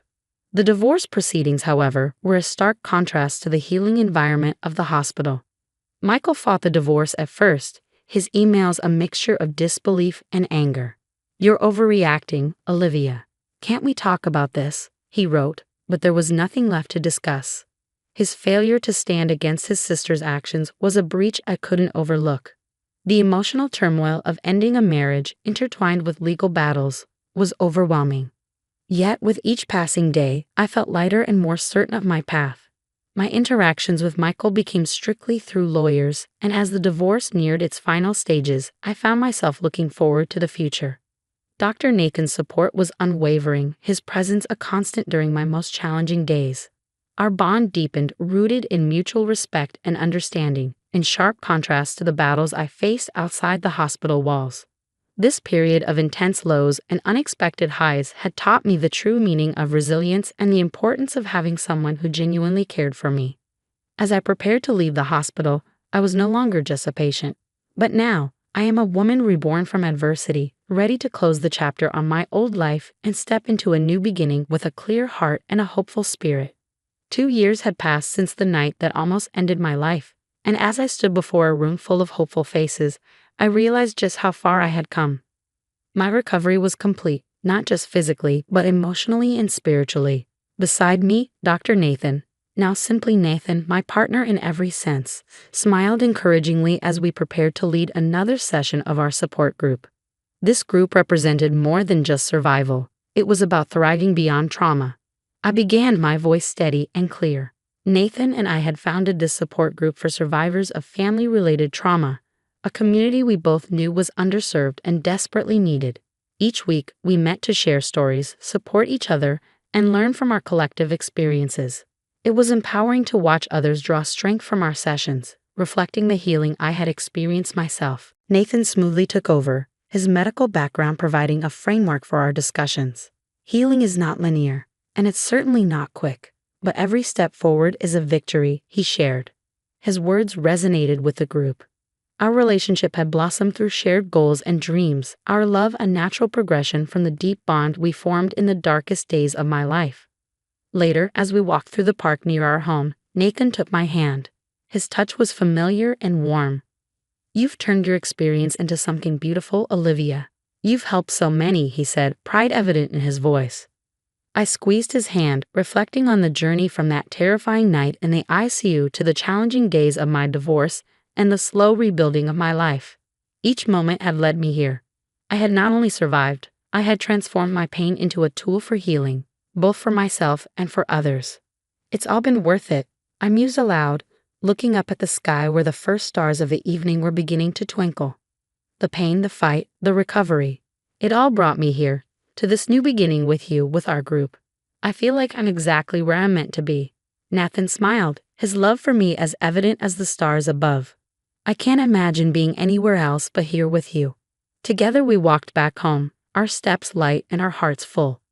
The challenges of the past were behind us, but they had shaped us and prepared us for a future filled with hope and new possibilities. My story was one of many, but it was mine to tell, a testament to the power of resilience, the importance of support, and the transformative magic of love. That's the end of my story. Now I have a question for you all. If you were in my shoes, would you be able to forgive someone who betrayed you during your most vulnerable moments, even if they were family? Share your thoughts and experiences in the comments below. If you found this story moving, please don't forget to like the video and subscribe to the channel for more stories like this. Your support helps us continue to share these important stories and build a community of strength and resilience. Hi, I'm Evelyn. I'm 45 and I run my own interior design business. Pretty cool, right? But it wasn't always smooth sailing. I built this from the ground up after my first husband passed away. Life has a funny way of knocking you down, but you've got to get back up. Anyway, 2 years ago, I thought I hit the jackpot. I married Robert Carter, a handsome widower with a teenage daughter, Melissa. Let me tell you, blending families is no joke, especially when you're dealing with a chronic respiratory condition that has me lugging around an oxygen tank 24/7. "Evelyn, honey, are you sure you're up for this?" Robert asked one day, eyeing my oxygen tank. "Robert, I've designed penthouses while hooked up to this thing. Trust me, I can handle a teenager," I said, trying to sound more confident than I felt. But man, was I wrong about Melissa. That girl was something else. Cold as ice, always ready with a snide comment. "Nice tank, Evelyn, really matches your shoes," she'd say, dripping with sarcasm. I tried everything to bond with her, shopping trips, cooking together, even offered to redecorate her room. Nothing worked. "I don't need your charity," she snapped when I suggested updating her bedroom. Robert, bless him, tried to mediate, but he travels so much for work he barely saw what was really going on. "Girls, can't we all just get along?" he pleaded before jetting off again. Things started getting weird around the house. My designs for clients would go missing, only to turn up crumpled in the trash. Items would disappear from my studio and reappear days later in odd places. One night, I asked Melissa about a missing client file. "Sweetie, have you seen the Johnson file?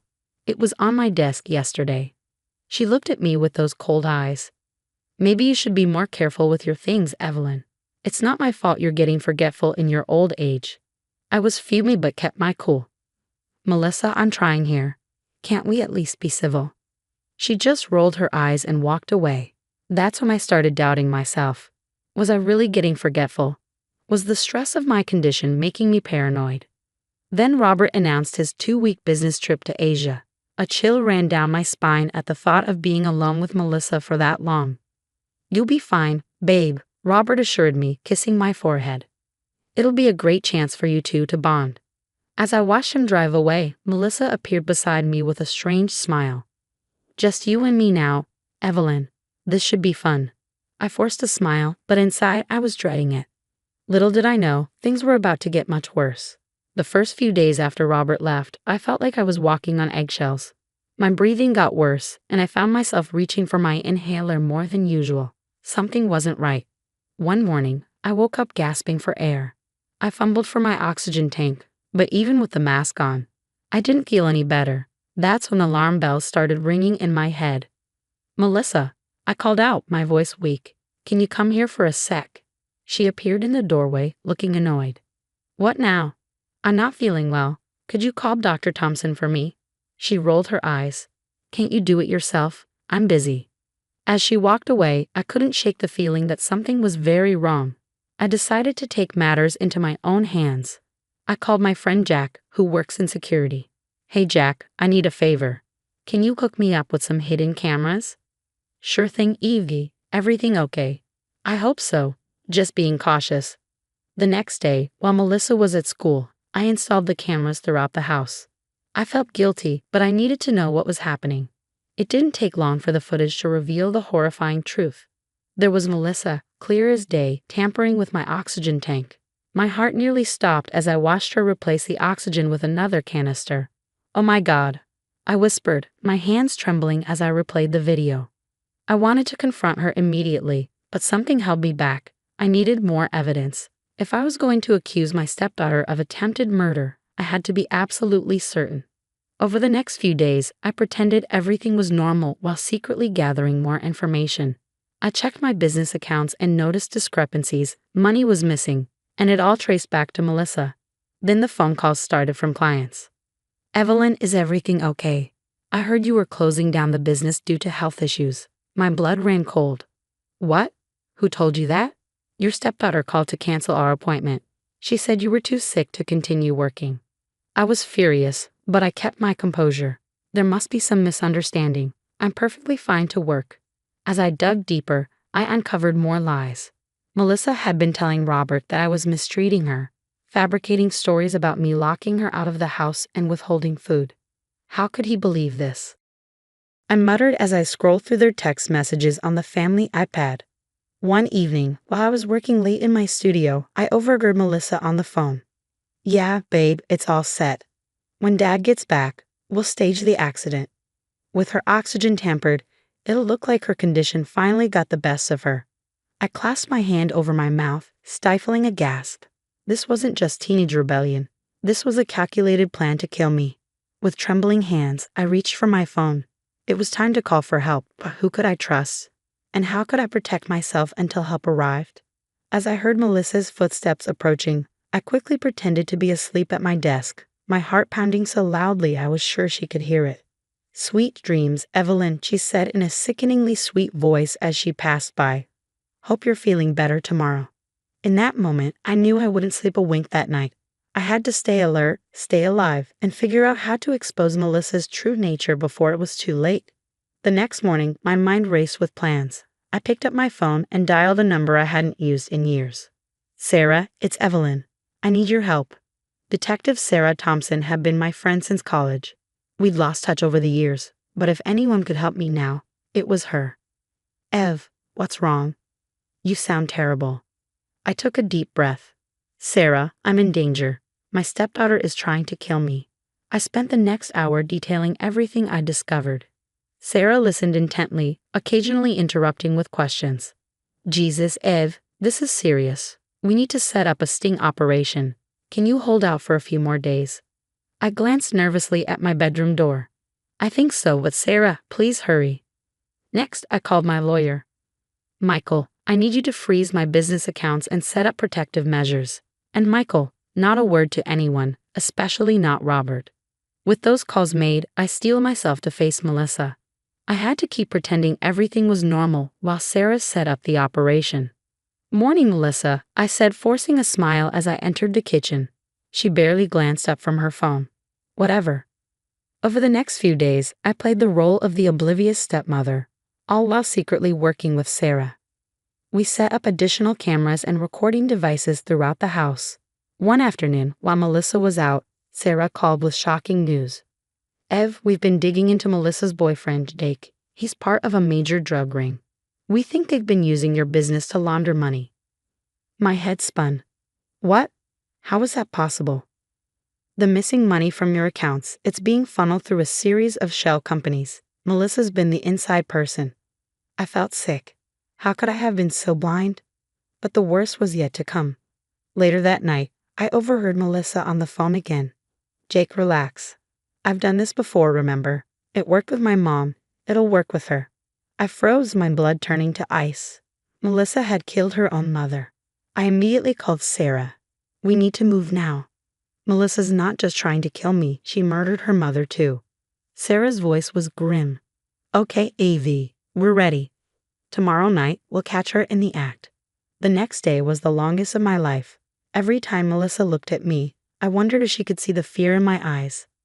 As night fell, I retreated to my bedroom, pretending to prepare for bed.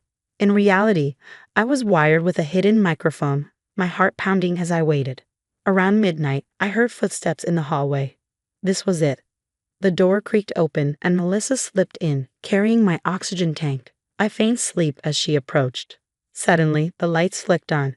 "Freeze! Police!" Sarah's voice boomed through the room. Melissa screamed, dropping the tank. But before anyone could react, another voice cut through the chaos. "What the hell is going on here?" Robert's voice cut through the chaos as he stood in the doorway, his face twisted in confusion and horror. Before anyone could answer, Melissa lunged toward the window. Sarah reacted instantly, tackling her to the ground. As the handcuffs snapped around Melissa's wrists, I finally let out the breath I'd been holding for weeks.